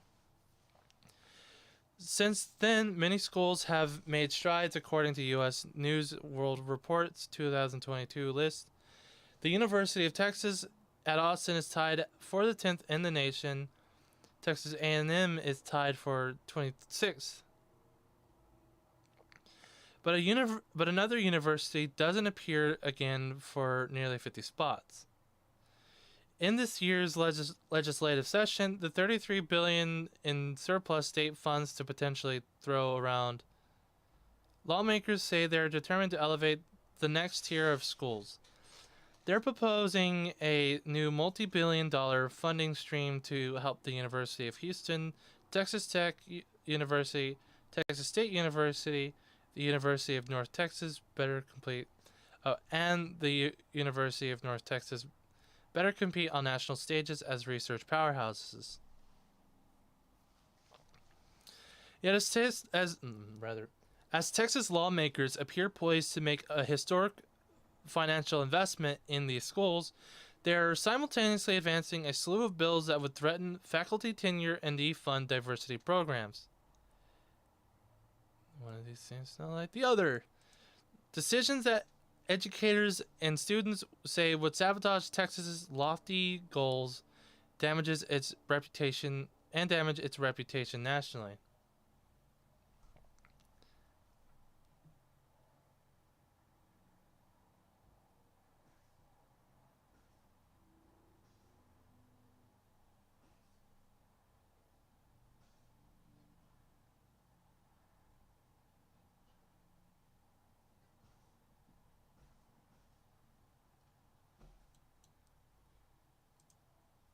Hold on. Sorry, I'm seeing something weird.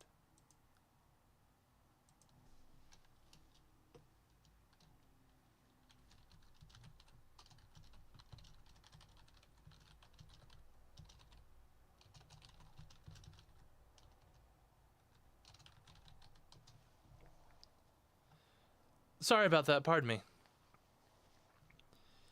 You cannot have it both ways, said Brian Evans, vice president of Texas Conference of the American Association of University Professors. Organizations that represent faculty in the state say that if Texas weakens or eliminates tenure, research superstars won't want to accept jobs in the state, and doctoral students who help conduct vital research will enroll in programs elsewhere. And if diversity offices close, they add some faculty and students might feel unwelcome, making it more difficult to attract and retain them. Sorry, hold on.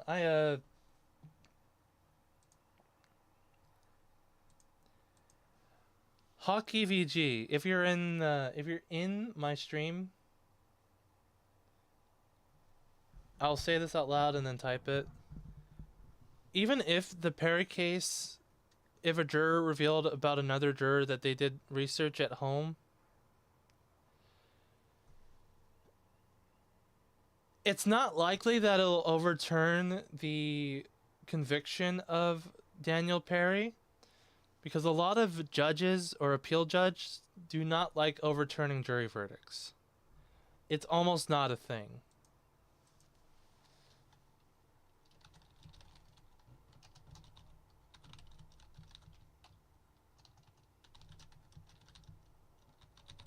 Differential, the judge wants to be towards the jury verdict.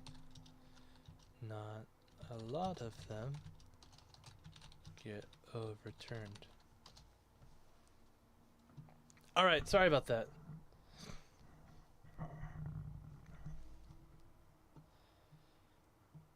So I can kind of understand the elimination of tenure. And the diversity closes, they add some faculty students might feel unwelcome, making it more difficult to attract and retain them. At a press conference last month about Texas' quest to become the national leader in semiconductor development and research with help. I put a little too much water in this one, methinks.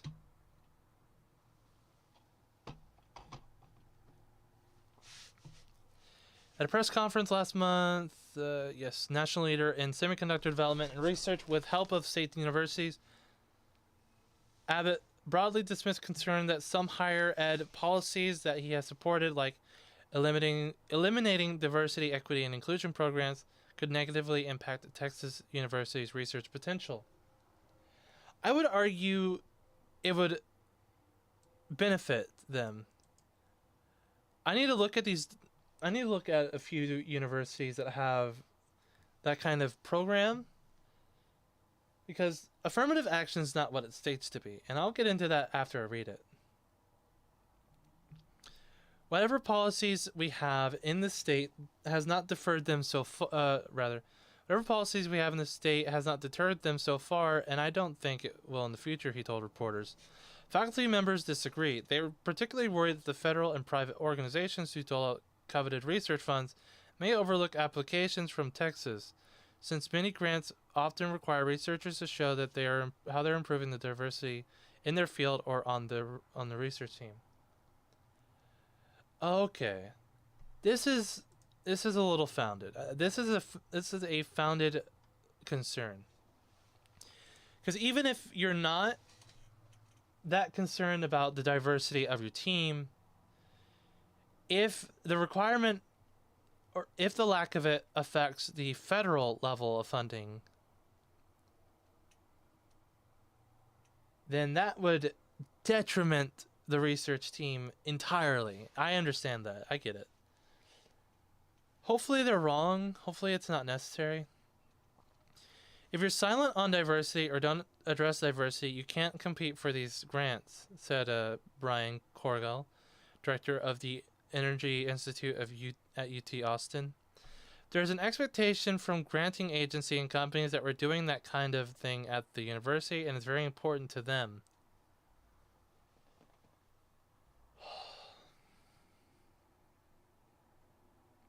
I gotta save my opinion.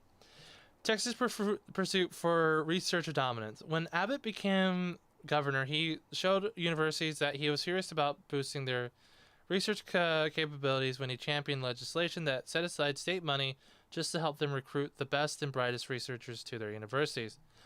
The fund started in 2015 with $20 million. It was dubbed the Governor's University Research Initiative. Hold on.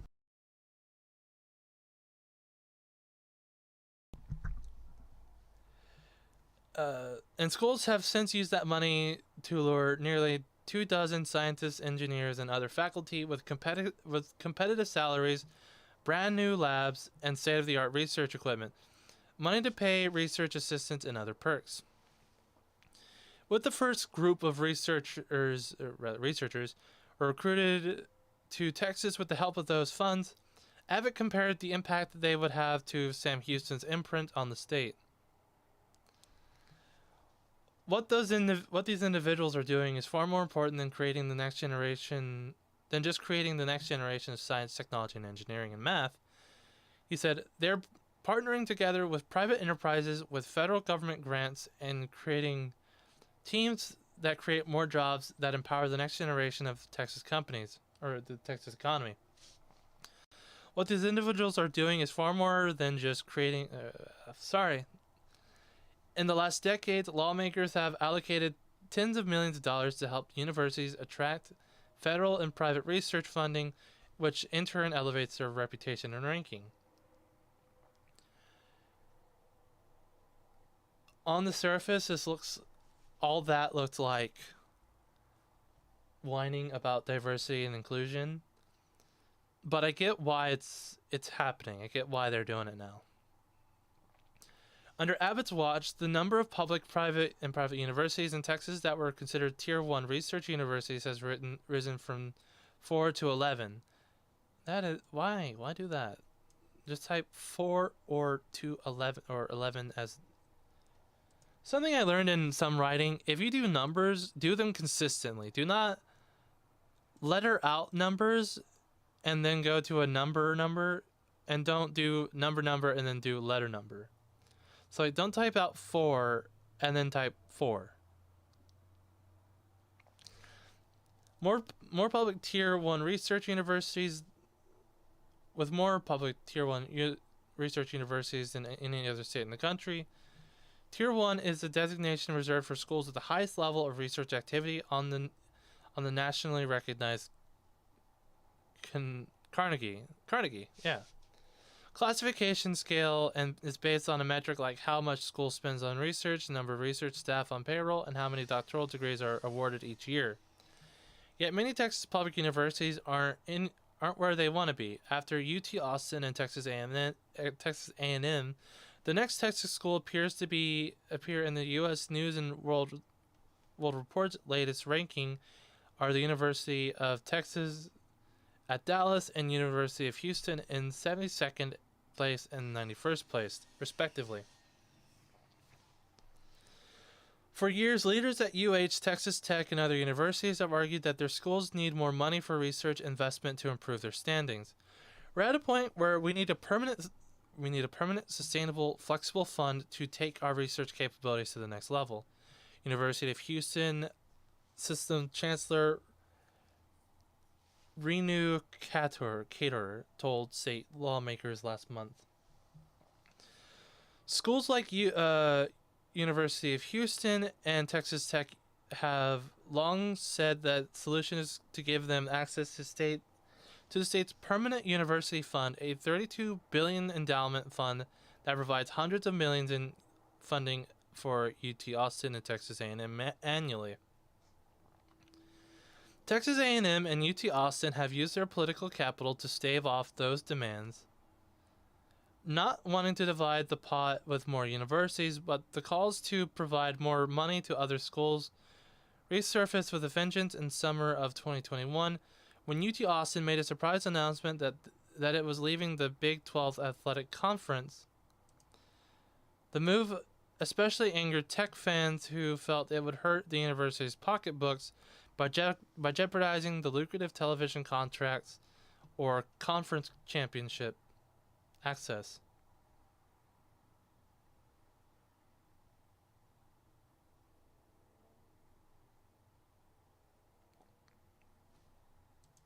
All right. The decision also enraged West Texas lawmakers who filed legislation during a special session that year to amend the PUF, Public University Fund, I presume? Texas. The Permanent University Fund. Okay. And reallocate funding to emerging research institutions. The bill failed, but both Abbott and Lieutenant Governor Dan Patrick said they'd support creating a separate fund for those schools. This session, Patrick made the idea a legislative priority. According to current House and Senate versions of this legislation, the new endowment would start with an amount between $2.5 billion and $3.5 billion, with plans to add $100 million annually from the state's rainy day fund, and would help fund research at University of Houston, Texas Tech, Texas State, and University of North Texas. If lawmakers greenlight the endowment, voters would have to approve it first before it's created.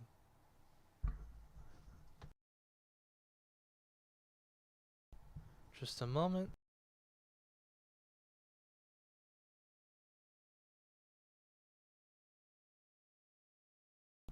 I filled my cup to the brim by accident because I put too much water in this.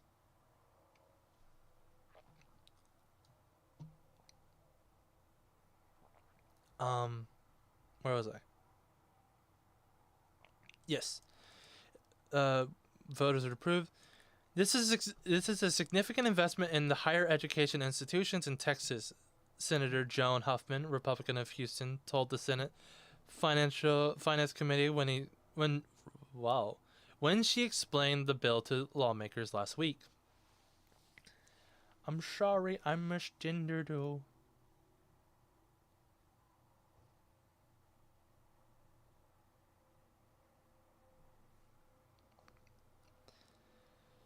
The state must continue to support institutions that do not have alternate sources of revenue to further achieve national prominence as major research universities.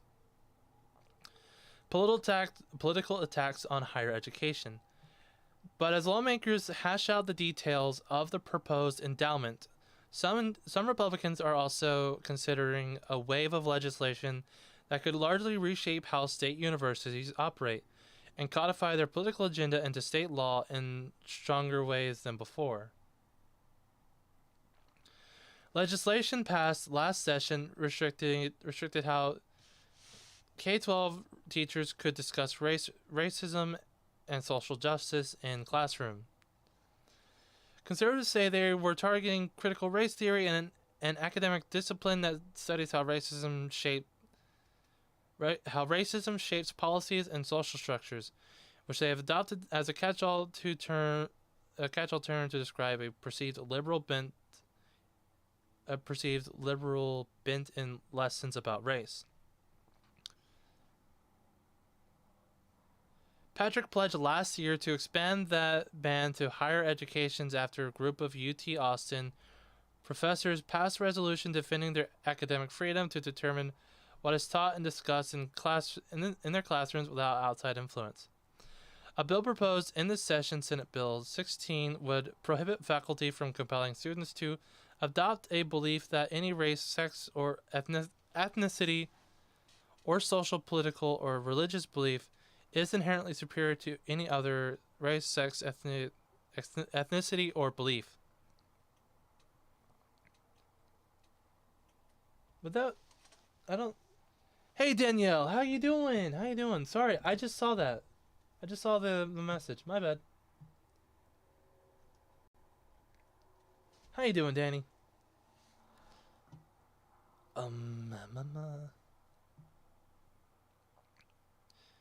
The bill could come up on the Senate floor for a full vote as soon as this week. And this week was when? April 11th. It's 12th. I think this might have been an update. Senate Bill 16, the text of the bill, let's see here. 2 pages. Relating to the purposes of public institution of higher education, a prohibition on compelling students enrolled at these institutions to adopt certain beliefs. Chapter 50, higher education. 5001.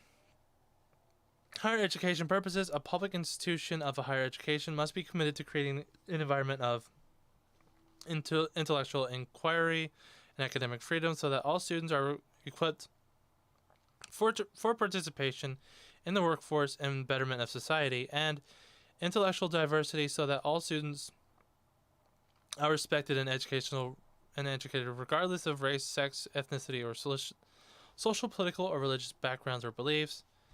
Subchapter Z, Chapter 5, or 51. Education Code is amended. Prohibition on compelling certain beliefs.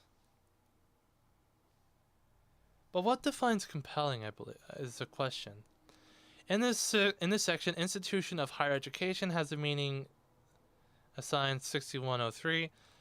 A faculty member of an institution of higher education may not compel or attempt to compel a student enrolled at institution to adopt a belief that any race or any group is superior or better.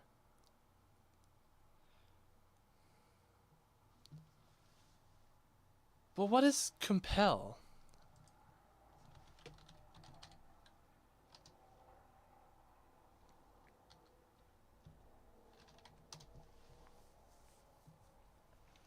Force or oblige someone to do something, bring about something by the use of force or pressure, drive forcibly.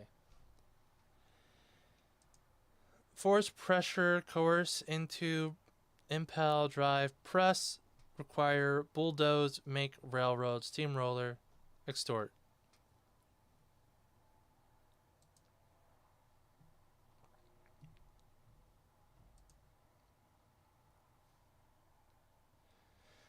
This just seems like a civil rights act, but for higher education. Holy shit. Conservatives have long criticized universities as liberal bastions of elitism. These political attacks gained new fervor under former President Donald Trump, rather, who accused universities of silencing conservative-leaning voices and said liberal professors indoctrinate students with left-wing radical ideas.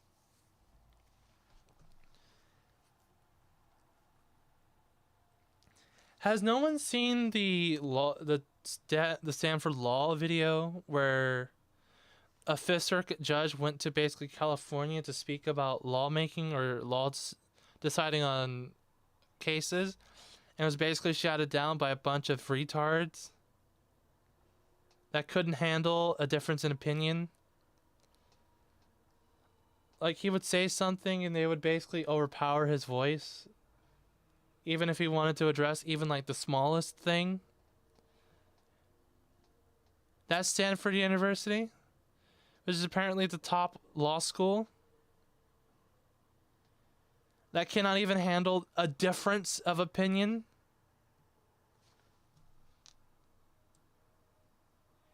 It's not a falsehood in many cases. It's a reality.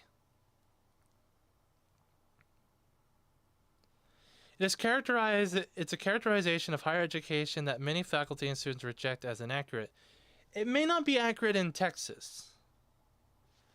Texas is different from Stanford or California. But it might be true in a lot of places in Texas. I teach. I do not compel or attempt to compel students to believe anything, said Karma Chavez, an ethics student professor and a member of the Texas AAUP conference. My job in the classroom is to bring cutting-edge research and important forms of cultural expression for consideration to compel students to think critically, not to believe one way or another.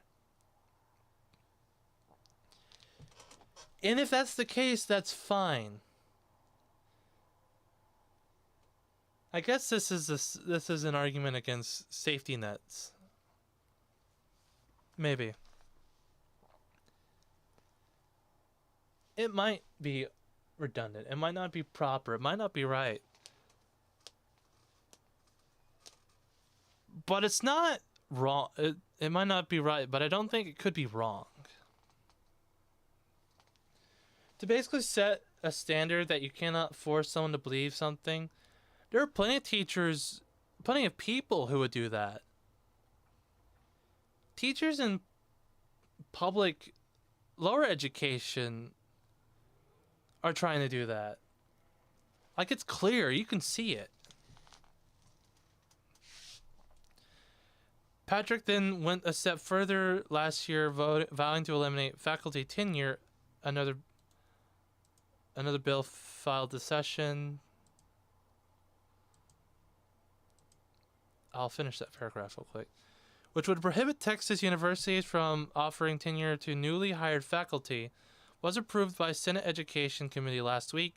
A source familiar with the conversation about the bill said its language could change as lawmakers are expected to introduce and amend versions on the Senate bill floor before a vote is taken.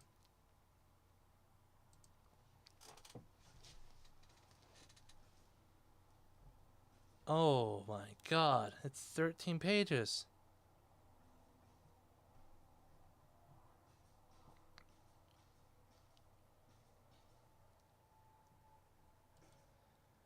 I need someone who has college. I need someone who has college college experience. I need to know how important tenure is for a lot of people. Hold on.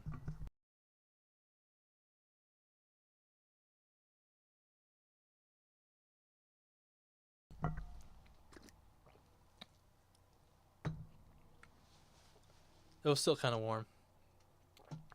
I managed to get it to a drinkable level where I can lift it up.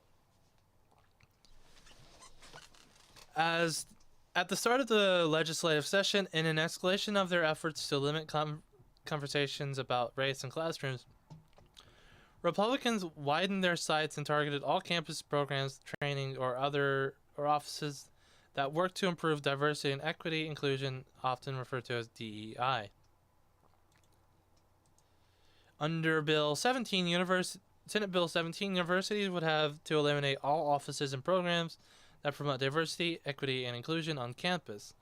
Those hiring new faculty or staff would not be able to ask job candidates about their diverse set of experience or perspectives, or how they would work to create a campus where everyone feels welcomed.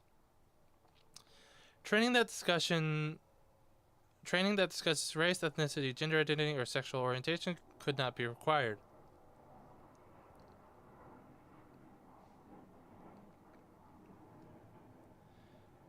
I mean, you don't need. I get some of this.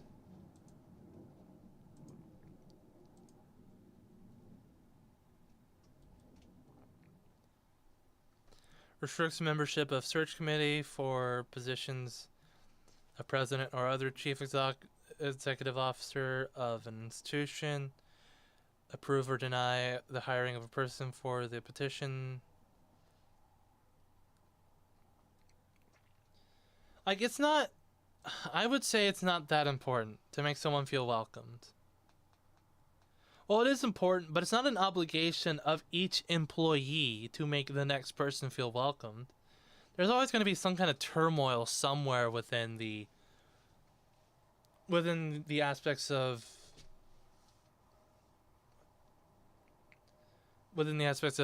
like learning or workplace.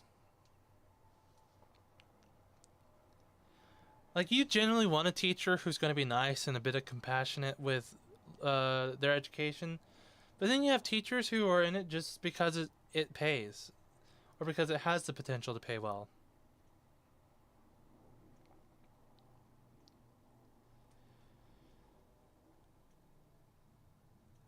I have the feeling of being disfavorable towards the programs that would force someone to hire based off of like diversity, equity, and inclusion.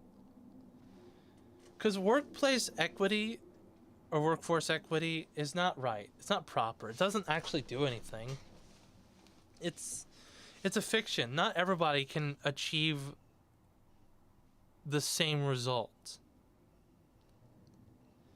Inclusiveness is also not a product of how nice you are or how many other race people you have in a group. It's just hiring more people of a different set. And that doesn't guarantee that the person of a different set has a better experience or has more experiences. People claim. So I've seen this thing about black inventions and whatnot. And one of the examples I saw in a previous diversity education video when I worked at my last job, they credited the tagless shirt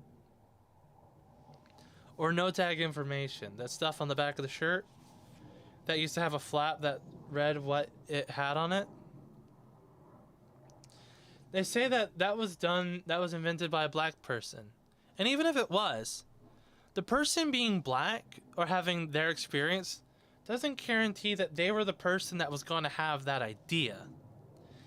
It just means that the person that thought about it was a black person.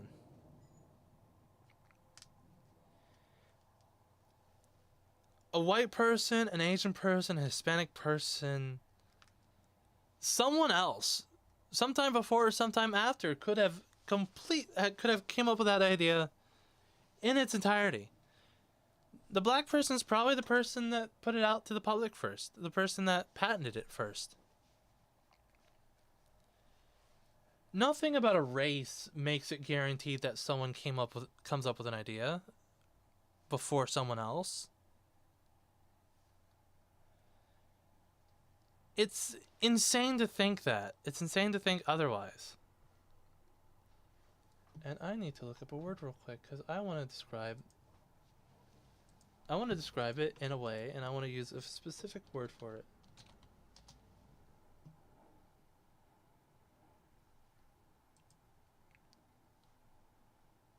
To claim that these things were done because someone of a different background inherently would have come up with the idea is, as I would say, insipid. It's stupid.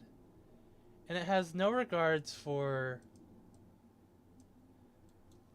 the actual difference of a person. It just breaks them down into a race or a classification of a people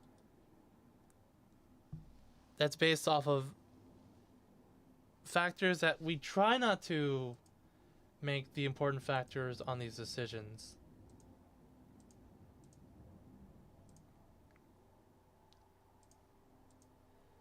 I set everything aside for a moment, so I'm gonna try and pull it. I'm pulling everything back up.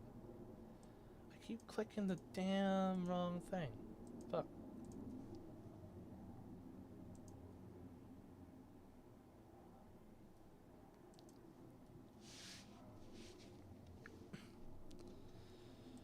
Escalations. I got into an opinion there. Republicans widen their sights. Universities would have to eliminate offices. Those hiring new staff would not. Okay, yeah. Universities created these offices to ensure that they are serving students of all backgrounds, as higher education has tried to become more welcoming towards undeserved groups.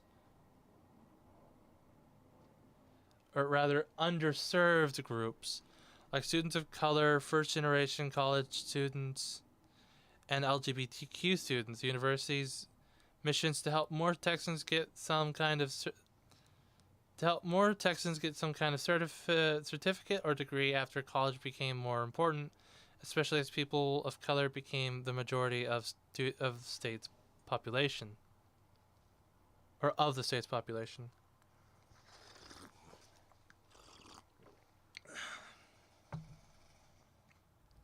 But how many of these people even want to get in? And of course, I have to remember that this isn't strictly about the diversity thing. Even if most of these people didn't care about it, they would probably have to keep it in, because the effects of losing this kind of requirement would harm grants. You'd have to try to make some kind of rule or some kind of appeal to grant makers that, hey, it's not our fault that our legislators said we can't include this. What are we to do? But conservative lawmakers and advocates for a DEI initiative require potential or current employees and students to subscribe to progressive political views, squelching certain types of free speech and prioritizing social justice over merit and achievement.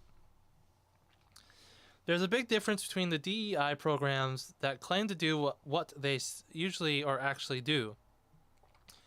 Adam Kissel, a visiting fellow at Heritage Foundation who focuses on the higher education reform, said during a hearing from the Senate Subcommittee on Higher Education last week, the fundamental mistake of DEI is to categorize people by group identity rather than as unique individuals. Diversity programs use identity as a proxy for the actual viewpoint diversity that makes colleges flourish. Both the House and Senate budget proposals include riders that prohibit state universities from using money for DEI programs. Republican lawmakers say universities need to make sure they cultivate a culture of diverse ideas to thrive. Diversity of ideas, rather diversity of people. I think we can all agree that in order for Texas to lead research and innovation for there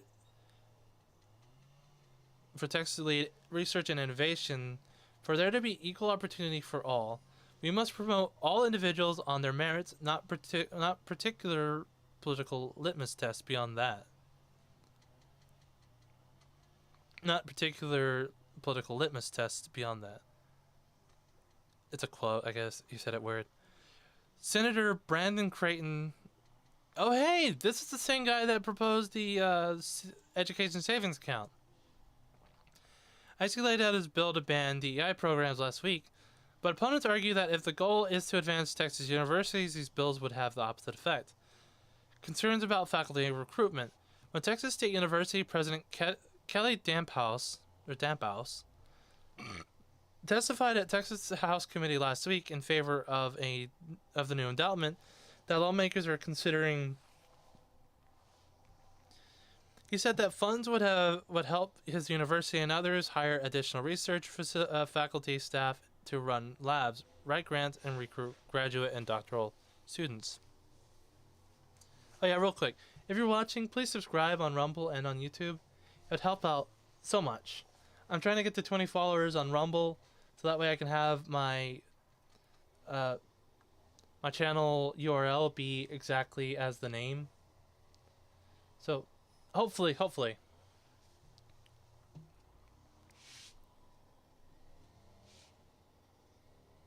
Oh yeah, since we're here, it's kind of a breaking point. So I'm gonna go ahead and go back to something else, just real quick.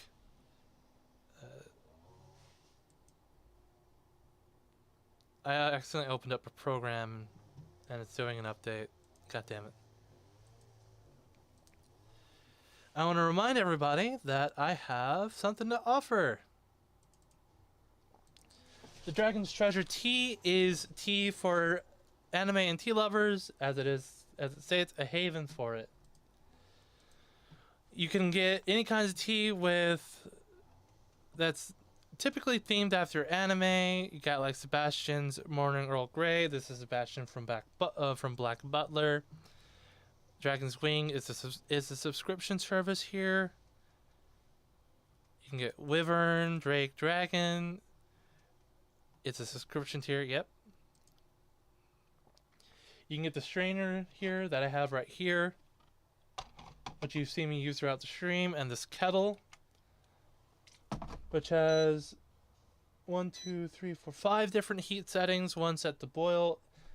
Life hack: you can use the boil function on the kettle, the 212 Fahrenheit, to basically make noodles if you don't have the time or the patience to watch water boil. You can get a tea of the month. All of this, they have 5 different types. You have white tea, green tea, oolong, black, and herbal and rooibos teas.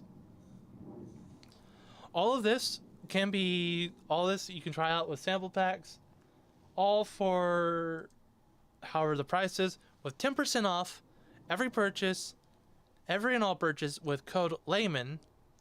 You get 10% off, and I get 5% of the kickback. It's a great deal for you, great deal for me. Hopefully you can come to enjoy some tea, get a diffuser. Yeah, I should probably show the infusers. They're fucking cute.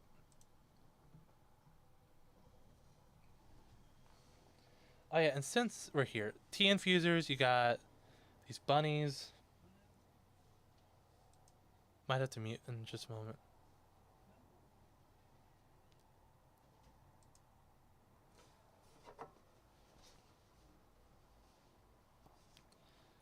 My shit is locking up.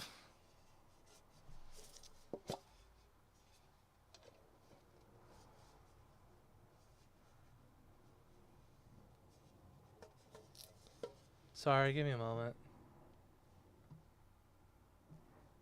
Oh, it would suck dick if all of my shit closed.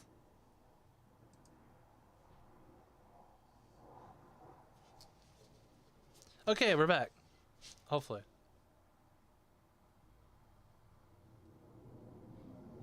Fucking damn it.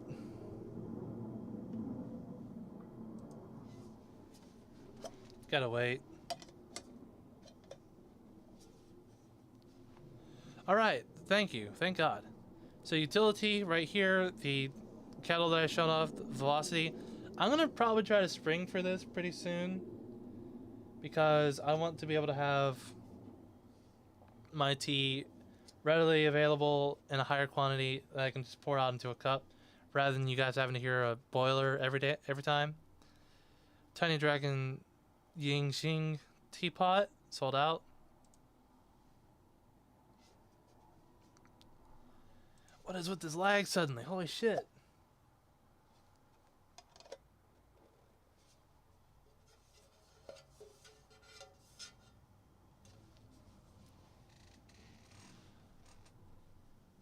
Oh, fuck.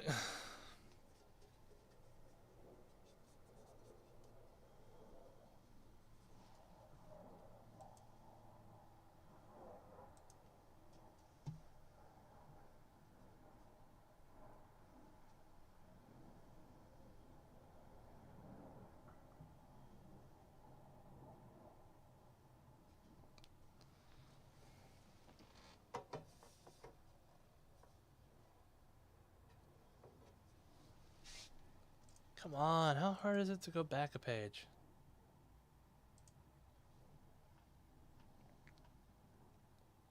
I'm so sorry, guys. It's frustrating.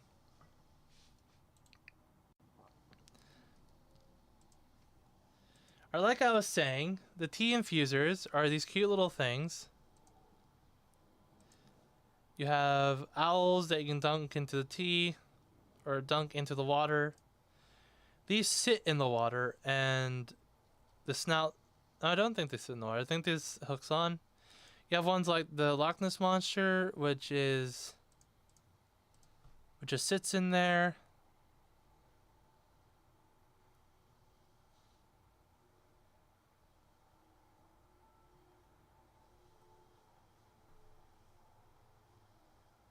Unicorn? Ducky.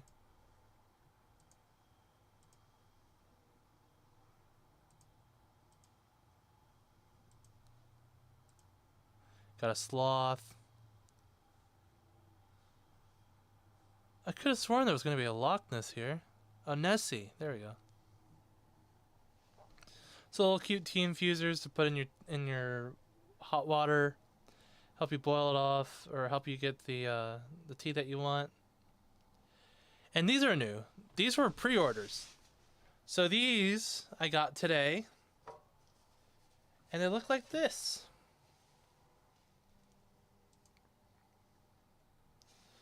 You got Dragon's Treasure right here, and you can label them.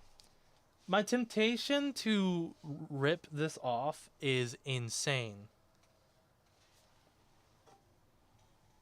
Also, T-Man, you gotta put your labels on a little more center, my guy. So 2 black ones. And the black tins are... The black tins are 4 ounces, as it was saying on the website, as you can see. 4 ounces, and they have a white... It has a white version of the tin, which is 8 ounces. A significantly taller looking boy. You can stack these on top. You can stack these to make it basically the same thing. And the teas that you get are how many ounces? Just gonna go with Air's Final Gift.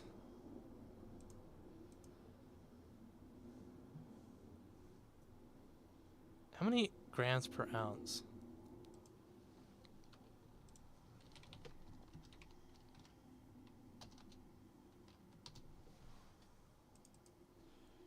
20 grams is not a lot. Actually, you know what? I'm gonna demonstrate this right here, right now. I spend a little too much time on these ad reads for some reason. I need a script for them.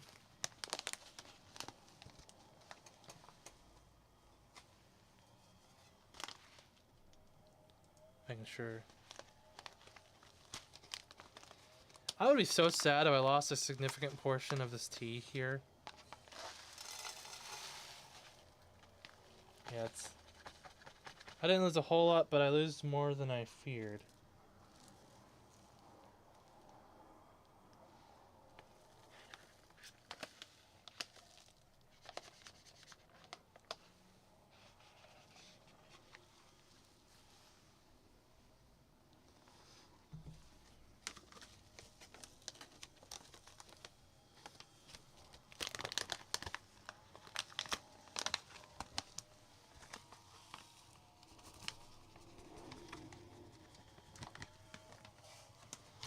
I'll probably buy 3 more of these, maybe 5 more at least. so that way I need to keep this bag. Just in case. So you have the tea. This is a 50 gram. That was a 50 gram bag, I believe.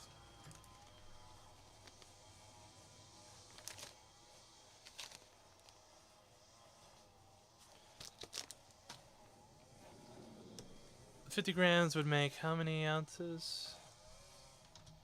1.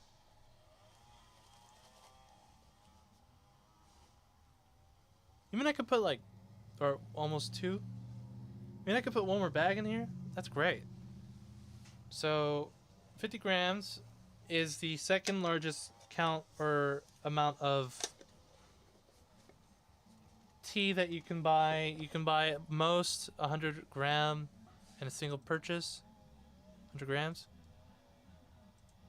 And that would probably fill up this thing in one go. Just 250 grams would create one. So you don't need a large one. You don't need the large one, but if you want one, you can just buy a bunch of tea. I'll probably have to find a way to label this. What am I thinking? You can stack them, if I hadn't already said that. I think I'll just have them set right here. Yeah, if you hadn't already seen them in the camera, then they're right here. Oh yeah, I have been having them set right here. I think it's some kind of like shelf thing set up right here for backboard. So that way I can show off. See, I also had a plan to make this thing wooden, so I could put my books here as like a bookshelf. I have plans for everything right now. Yeah, the tea.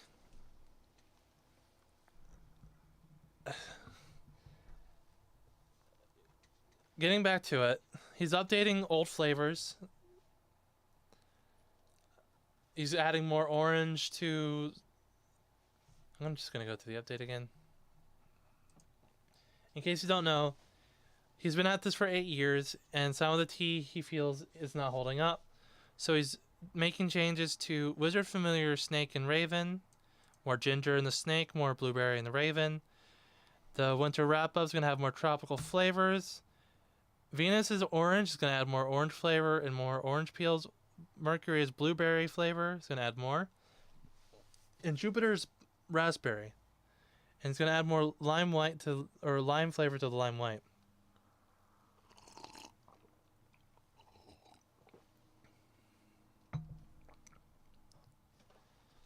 So everything you could want for anime themed tea.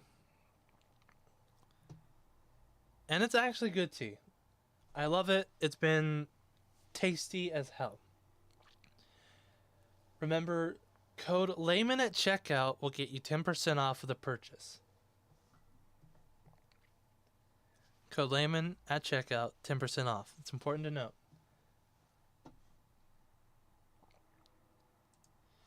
And with that, we're going to get back to the topic, because I spent too long on the ad. The tins are great, though. These are pre-ordered. I might get an white one, just because it's tall. Or taller. It should stack up to be this high. Though the black ones are good for spacey, for more compact and less space consumption.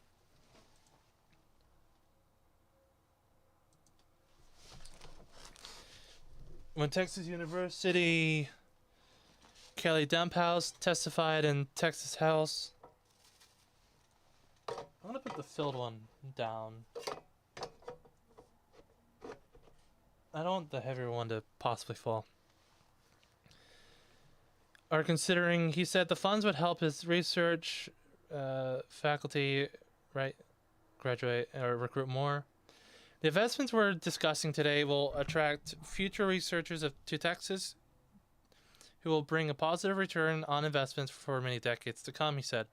But ever since Patrick declared war on tenure last year, faculty and university leaders have been adamant that eliminating the practice in Texas universities would make it nearly impossible to recruit top researchers, contradicting lawmakers' other efforts to advance higher education in the state. I think I might agree with this. I'm not entirely sure about tenure, the tenure argument. Oh yeah, if you're watching right now and you're not following, please follow and subscribe on Twitter, YouTube, Rumble, Twitter. It helps out a lot. I'm trying to get my custom username. I need to contact some college professors, see how things work, see if they can help me get the rundown on it. Tenure is a national institution. It's not something that exists in a vacuum in Texas, said Andrea Gore, vice president of the American Association of University Professors chapter at UT Austin and a professor. If the institution no longer exists in Texas, they'll go to another state or they'll go private. That's actually a fair argument. It is not in a void. That is true.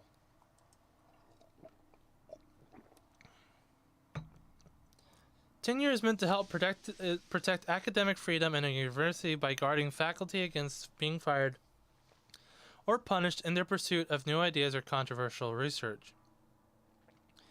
It gives them job security as they conduct research that can sometimes take more than a decade to see results.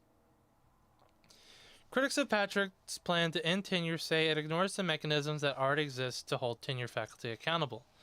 Tenure is often awarded to professors after a lengthy approval process.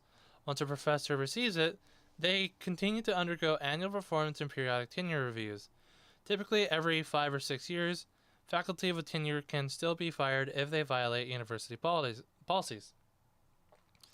The benefit can be revoked in certain circumstances, like when someone is accused of plagiarism, sexual harassment, or research misconduct. I don't want to say accused. I'm kind of against this whole... I'm kind of against the accusation being enough.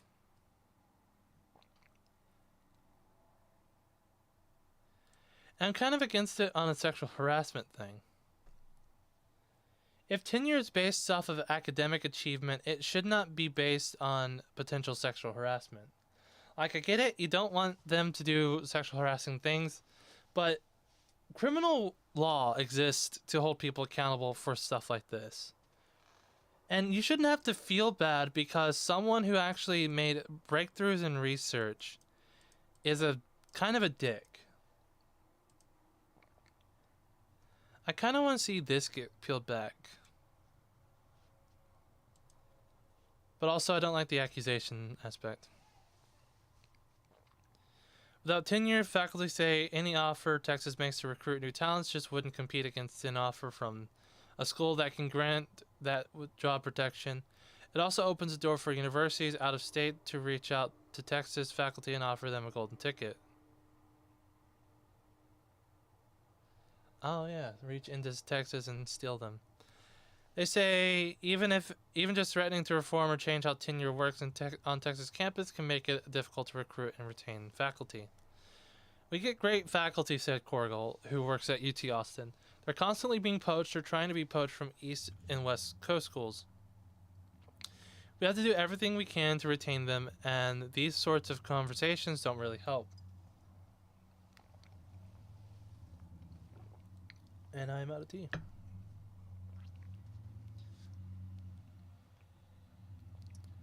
Grad students take pause.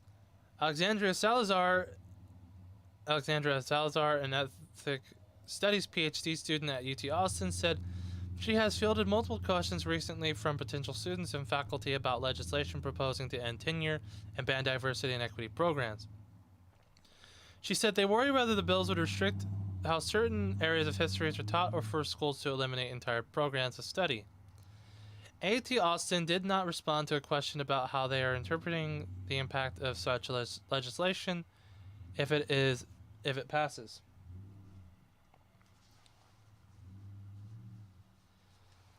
Salazar, who emphasized she spoke for herself and not on behalf of the university, pointed to SB 16, which says faculty cannot compel a student to adopt certain political beliefs. The bill's language is extremely vague, she said. which has created confusion among students and faculty about how this legislation would look like in practice. I feel like they would have to they'd have to define compel in the bill, and define compel as force a student or harm a student's academics if they don't see history or see the education in the way that you wish to force them to see it. Oh fuck.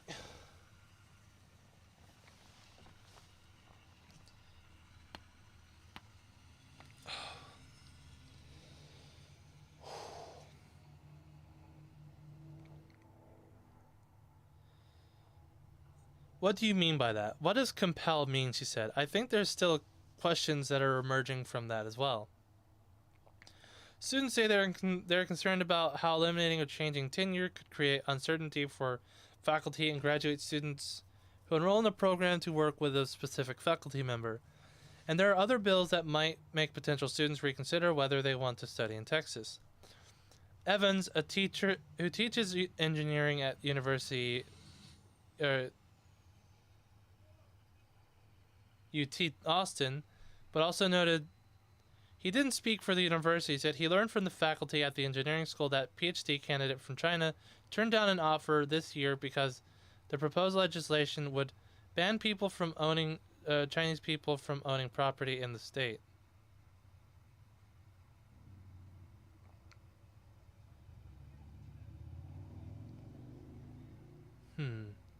They're going to look for a place where they can work and thrive, Evans said, and they got all the options. They have global options.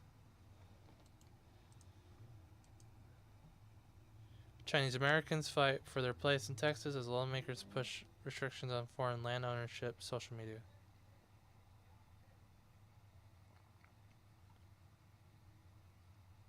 I'll look into this at a different time, but I will have it here.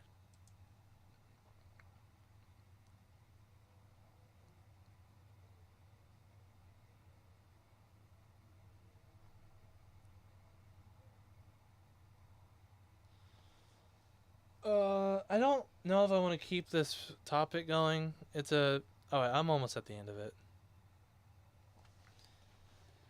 Difficulty getting research grants. There are also concerns that the proposed bans to diversity, equity, inclusion efforts on campus might make it harder for Texas professors to attract the federal and private funding that state lawmakers desperately want to see Texas schools get. Meaning federal grants from institutes like the National Science Foundation or agencies like the Department of Energy require applicants to detail how they are making efforts to increase the number of diverse students in science and engineering fields, or how their research is benefiting underrepresented or underserved communities. It's really difficult to get funding from NSF or Department of Education if you're not addressing diversity in some way in those proposals. The research funding is vital to the university budgets. Overall, Texas public universities brought in about $5.4 billion in research funding in 2020 during the 2020-2021 school year. 22% of UT Austin's budget came from research funding, which added up to around $740 million. In comparison, 10% from the state, 10% came from the state revenue. Gore of UT Austin and Texas Conference of AAUP said she had recently submitted a grant proposal to the National Institute of Health that required a statement explaining how she prioritized diversity in her work. She said she chose to talk about her efforts to increase the number of women in STEM fields to make sure she created a laboratory in which graduate students, researchers, and staff feel comfortable sharing their different backgrounds and perspectives. The problem here isn't Texas in this aspect.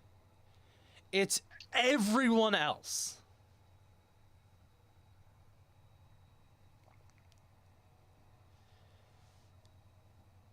"20 women in a lab versus 200 women in a lab Do not add diversity. It might make the lab look a little better because, women are very pretty, but, you know.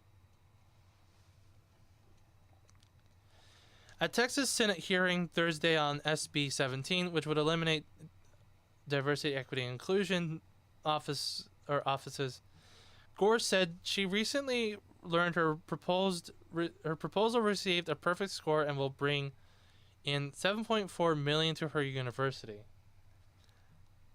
Texas lawmakers recently declared they want the state to be the national leader in manufacturing semiconductors and to establish the state's public university as leaders of cutting-edge research and training in this industry. Last summer, the United States CHIPS Act included $11 billion specifically for research and development of these chips, which are used to power everything from cell phones and home appliances to banks, ATMs, and cars.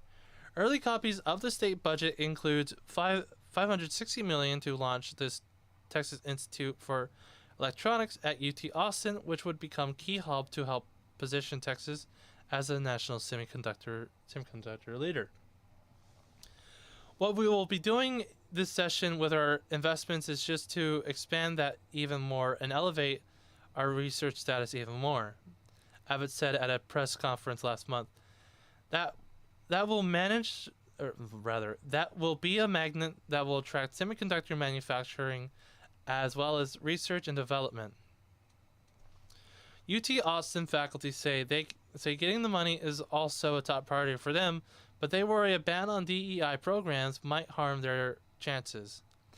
The federal chip legislation asks universities that apply for this research funding to conduct activities that would address barriers to recruiting people from underrepresented groups in STEM fields.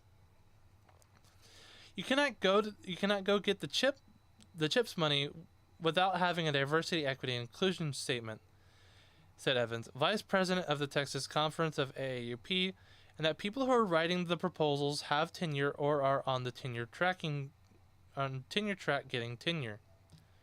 So if you get rid of DEI, get rid of tenure, we're not going to get any CHIPS money to the university. Corkle, who heads the Energy Institute at University of Texas, Austin, said he spends a lot of time building stronger research and education relationships between the universities and energy companies, and promoting diversity is often a priority for them. Every company I deal with cares about diversity and diversity of students coming out of university. How do we increase the diversity of the pipeline? How do we increase the diversity of the pipeline of folks who are going to hire? He said. They really pressed us as a university to do more. About they put money into it. A lot of times, it's an expectation that if the university is not going to think about diversity, equity, and inclusion and accessibility, then who is? Disclosure: Texas A&M, Texas Tech, University of Texas, Dallas University of Texas at Texas University or Texas Austin. A bunch of the schools are financial benefit supporters of the Texas Tribune. That should be stated.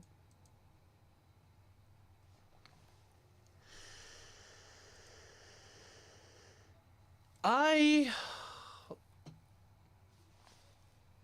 actually don't want to talk about Amber Heard right now.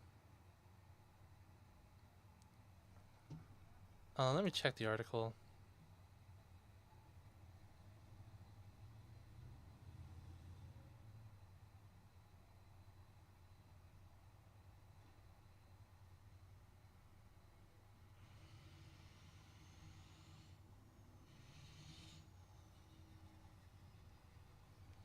Okay, we'll talk about it.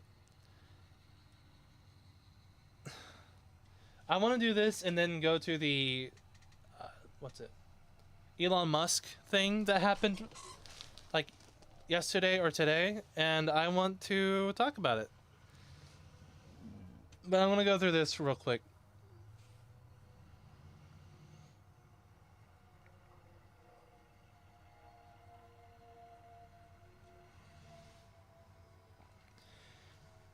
All Alright, so she felt she was mistreated. Amber Heard has no intentions to retire from acting from potential career after potential career-ending trial with Johnny Depp. Amber Heard and Johnny Depp finally went their separate ways a year ago. The defamation trial was exhausting both mentally and physically for the two.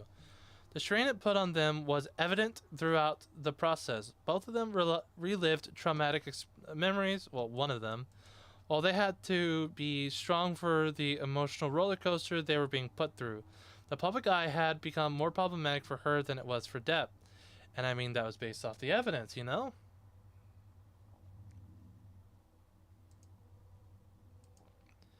Although Amber Heard had to face the bitter end of the stick, it also affected Depp heavily.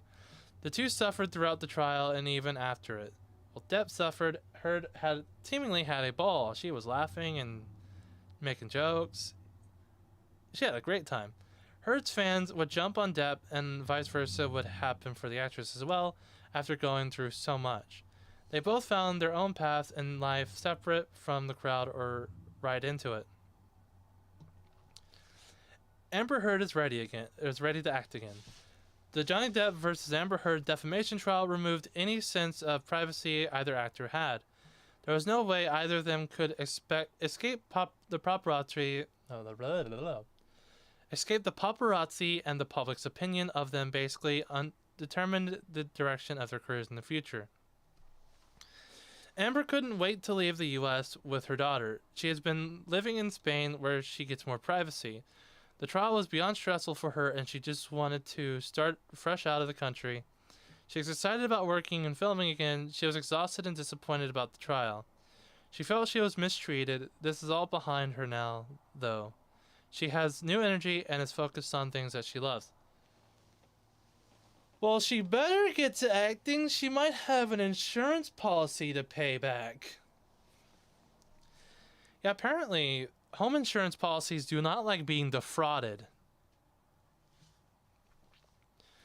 Ever since the trial, Heard left the United States of America and settled in Spain with her daughter.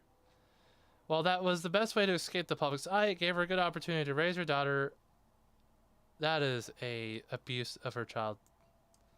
Una. In peace. A life outside of the spotlight for basically a year was enough for the actress.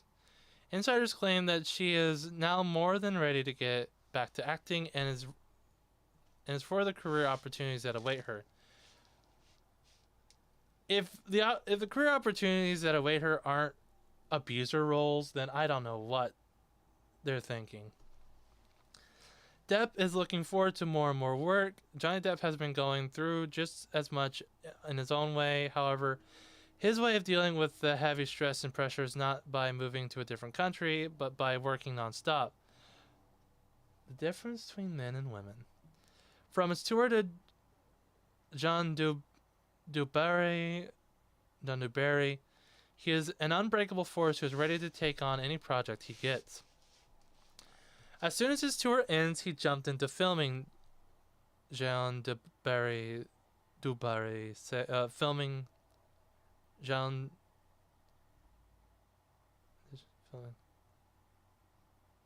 Right, that's the French film that he did.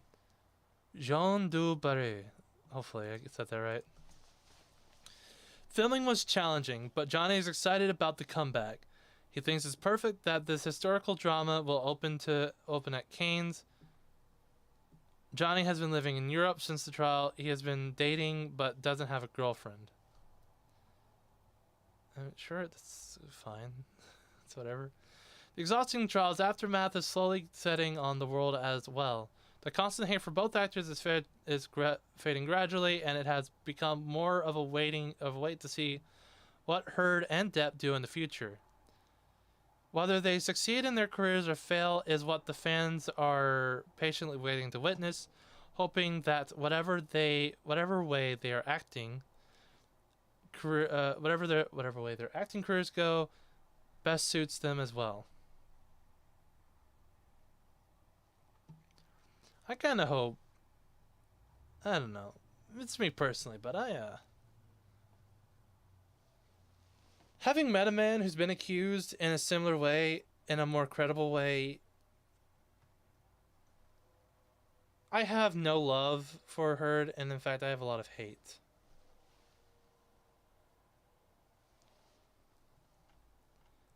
This trial mirrors a lot of Vic Mignogna, and it frustrates me. Yeah, that was just a mild update on Amber Heard. Amber Heard's ready to get back to acting. For that, I will say, just kind of, in a friendly way. Hopefully she succeeds. Hopefully she makes it. Hopefully she makes her money. She needs to get replaced in Aquaman, though. That's kind of important. I hear she's pretty bad to that one guy. What's his name? Jason Momoa. But yeah. Gonna switch back to camera view. And then I'm going to go to the Elon Musk ordeal.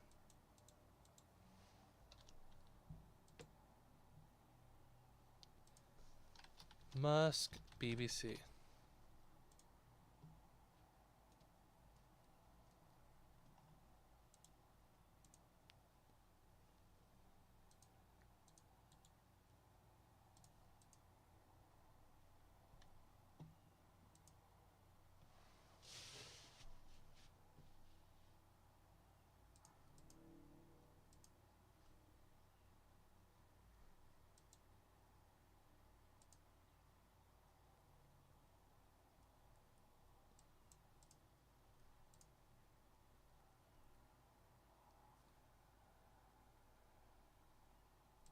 Alright, so I got two videos. I don't know if they're repetitive or redundant, but here they are. I will pull it up real quick, right now. So Elon Musk got in touch with a BBC interviewer, and they hashed out some opinions and ideas. Mostly about the hate speech, so to say, on Twitter. And here's what Elon Musk said, and what's his name? James C? Yeah, that was like his name. So we're going to go with the longer one first, and then we're going to go to the shorter one for second. So I'm going to full screen this. Sacks that used to be in content moderation, and we've spoken to people very recently who were involved in moderation, and they just say there's not enough people to police this stuff, particularly around hate speech in the company. Is that something that you want to address? Talking about? I mean, you use Twitter, right? Do you see a rise in hate speech? I mean, but just a personal anecdote, like what do you? I don't.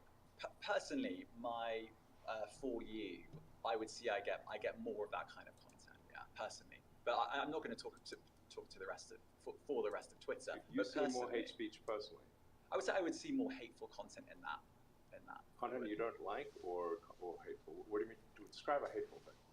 Yeah, I mean, just content that will solicit a reaction, something that may include something that is slightly racist or slightly sexist, those kinds of things. So you think if something is slightly sexist, it should be banned? No, I'm not saying anything. I'm just curious. I'm trying to say what you mean by hateful content. I'm asking for specific examples. And you just said that if something is slightly sexist, that's hateful content. Does that mean that it should be banned? Well, you've asked me whether my feed, whether it's got less or more. I'd say it's got slightly more. That's why I'm asking for examples. Can you name one example? I honestly don't use. Honestly, I don't. You can't name a single example. I'll tell you why. Because I don't actually use that for you feed anymore, because I just don't particularly like it. And actually, a lot of people are quite similar. I only look at my followers. You said you've seen more hateful content, but you can't name a single example, not even one. I'm not sure I've used that feed for the last 3 or 4 weeks, and how did you see the hateful content? Because I've been using it. I've been using Twitter since you've taken it over for the last 6 months. Okay, so then you must have at some point seen you hateful content. I'm asking for one example. Right. You can't give a single one. And I'm saying I say, sir, that you don't know what you're talking about. Really? Yes, because you can't give me a single example of hateful content, not even one tweet. and yet you claimed the hateful content was high. Well, That's a fault. I feel mildly sympathetic for the BBC interviewer because I've been in plenty of arguments myself where I would have to bring up an example, and I have no brain. My brain is gone. I cannot think of a single thing. I only have the mildest what's it? Sympathies for this guy. But I mean, he's supposed to be a journalist. He's supposed to be bringing up these things himself. He's supposed to have this all prepared. What's he doing going to this guy without examples of what he thinks is hateful? What was he expecting? What are you, a retard? Fuck off. False. no. What I You claimed. just lied. No. What I claimed was there are many organisations that say that that kind of information is on the rise. Now, whether it has on my Give me one feed or example. not, I mean, right, and you Literally can can't look at name something one. like the Strategic Dialogue Institute. What the fuck? What the fuck? Something happened. Oh, god damn it, it's freezing again. In the UK, they will say that. So Look, people will say all sorts of nonsense. Dialogue Institute in the organisations that say that that kind of information is on the rise. Now, whether it has on my Give me one feed or example. not, I mean, right, and you Literally can can't look at name something one. like the Strategic Dialogue Institute in the UK. They will say that. So Look, people will say all sorts of nonsense. I'm literally asking for a Right. single example. You can name one. right, and as I already said, I don't use that feed. But let's. Then how would you know that? I don't think this is getting You anywhere. literally said you experienced more hateful content, and then couldn't name a single example. Right, and as I said, I That's haven't. absurd. I haven't actually looked at that feed. Then say, how would for you a know this few hateful weeks. content? Because I'm saying that's what I saw a few weeks ago. I can't give you an exact example. Let's move on. We only have a certain amount of time. Wow. COVID misinformation. You changed Amazing. the COVID misinformation. Has rules. BBC changed its COVID misinformation? The BBC does not set the rules.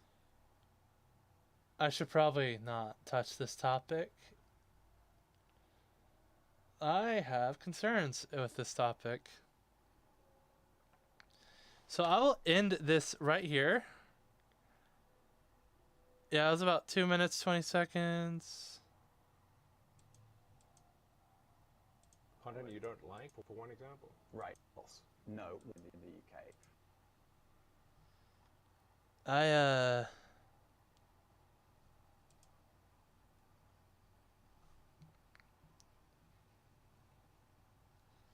But yeah, that was very interesting. Very, very interesting. Elon Musk catches BBC interviewer in a lie, and giving him a little bit of credit, maybe. Even if he didn't lie or wasn't like lying, he's an idiot for coming to this without the examples ready. He needed to have his Carfax on hand. It's so stupid to not have all that settled before you get to it.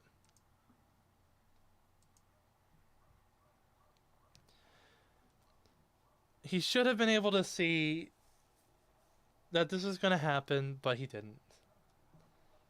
And that's why he's probably a shit journalist. And I'm probably going to get shit for saying that. I have finished all my topics. I have what's it?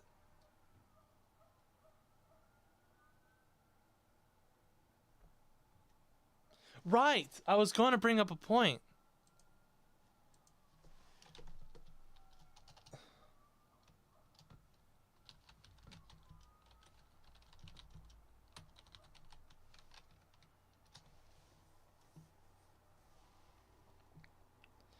So the diversity, equity, and inclusion stuff, that the bullshit that came up that people want so badly in everything.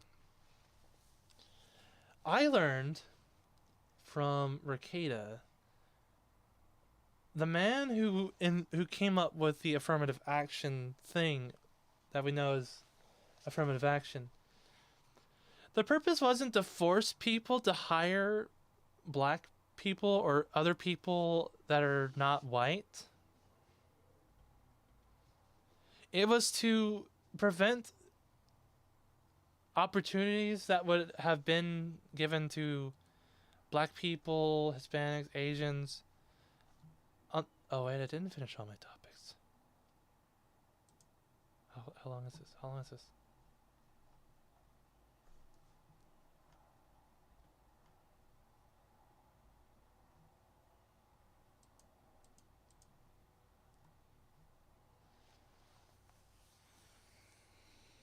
Damn it. I will cover this later or another day. I did not actually get through all my topics. I am so sorry for that.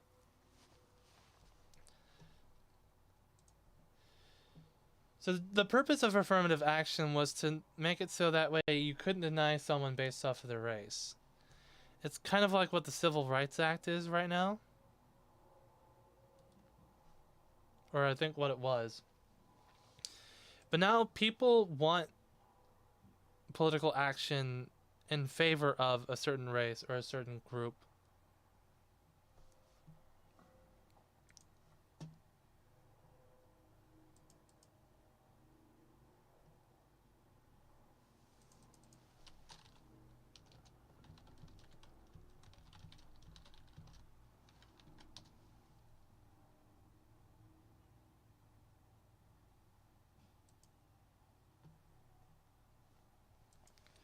I need to ask Nick who that was. But yeah, that was mainly my point. I want to talk about him at some point, some other point of time. However, I think that wraps it up for the day. I'm going to edit the title so that way the Chicago aspect is not in there. I'm surprised oh shit. I'm surprised I was able to make as much out of today as I was able to. I woke up really early for the amount of sleep that I got, and I'm kind of glad that I was able to power through it. These guys. Dragon's Treasure helped me out with that. It's fucking great.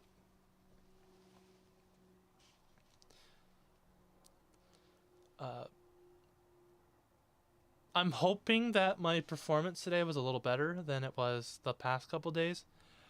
I've made realizations about my performance, and I'm trying to make steps towards being better at speaking towards the camera, being better at presenting. I'm kind of noticing getting a little better. I was just starting to enunciate my words better as we were going along, so hopefully that paid off this stream. And I saw 18 concurrent viewers. Thank you guys so much. Anybody who comes to watch live, I appreciate you guys incredibly. Anybody who watches on the replay, I appreciate you coming by to watch regardless. It doesn't need to be the live. I prefer it in some areas, but it's not that important. But before we wrap off, I'm going to one more time shill the Dragon's Treasure. Anime themed tea. It's a haven for anime and tea lovers.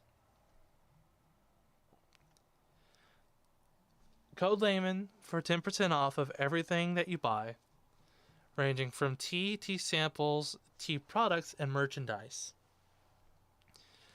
And if you don't know tea, or if you don't know if you're going to like the tea, buy a sample pack. They're worth it. I got a sample pack of strawberry white,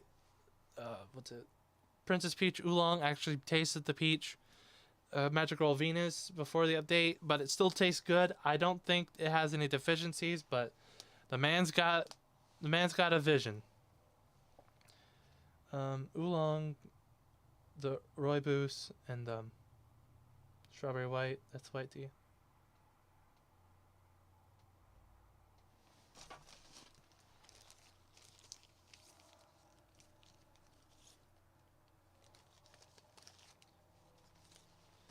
I need to find the other bags of tea that I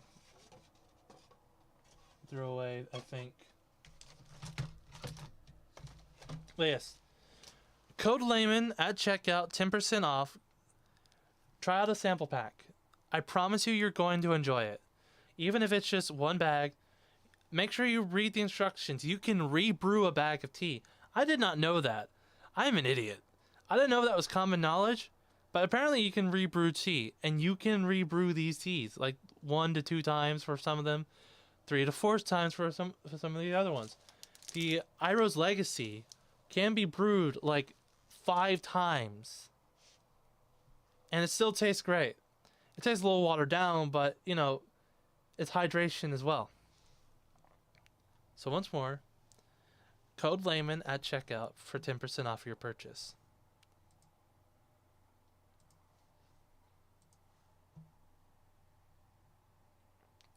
Camera right there. With that, once again, thank you everybody who came to watch the stream. Thank you for everybody who came to watch live. Thank you for anybody who comes to watch on the replay. I'm hoping I did better on the stream than I did last stream. I'm hoping to constantly improve. I got 2 pennies today, or yesterday. It was so exciting.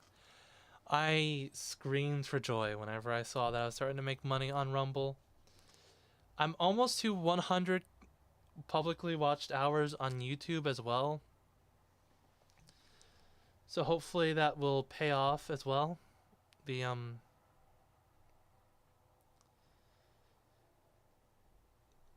going to do a math calculation later to see how many hours, if this amount of time took 100 hours, and 100 hours is easy to calculate to 4,000 hours, how much time between 4,000 to, or 100 to 4,000? That's probably what I'm going to do, because I'm stupid.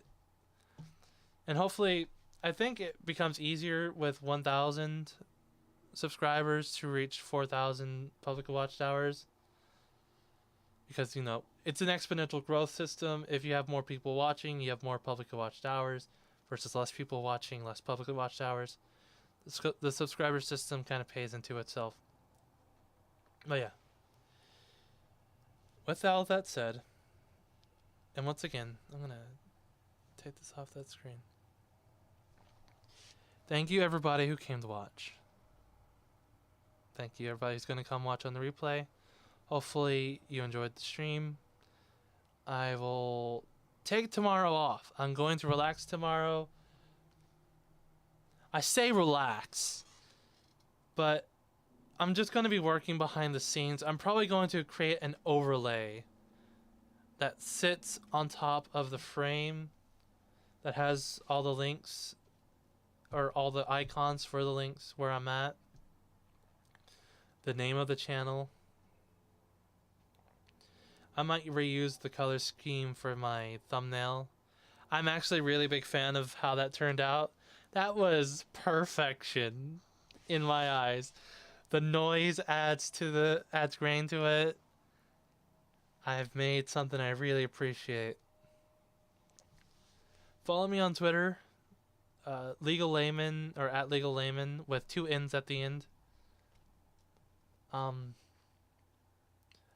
Like on both YouTube and Rumble. Follow me there. Comment on YouTube if that's what you want. Once again, thank you very much. I appreciate all the views, all the attention. Hopefully I'll see you guys on Friday. Yeah, Friday. Hopefully I'll have something fun to talk about before I go to work. I'll probably find something. A lot of the news has already been covered. Or at least news that I'm interested in or trendy right now. So I'm hoping to find the content. With all that, once again, Thank you very much for coming. I appreciate everything. Please subscribe. And with all that,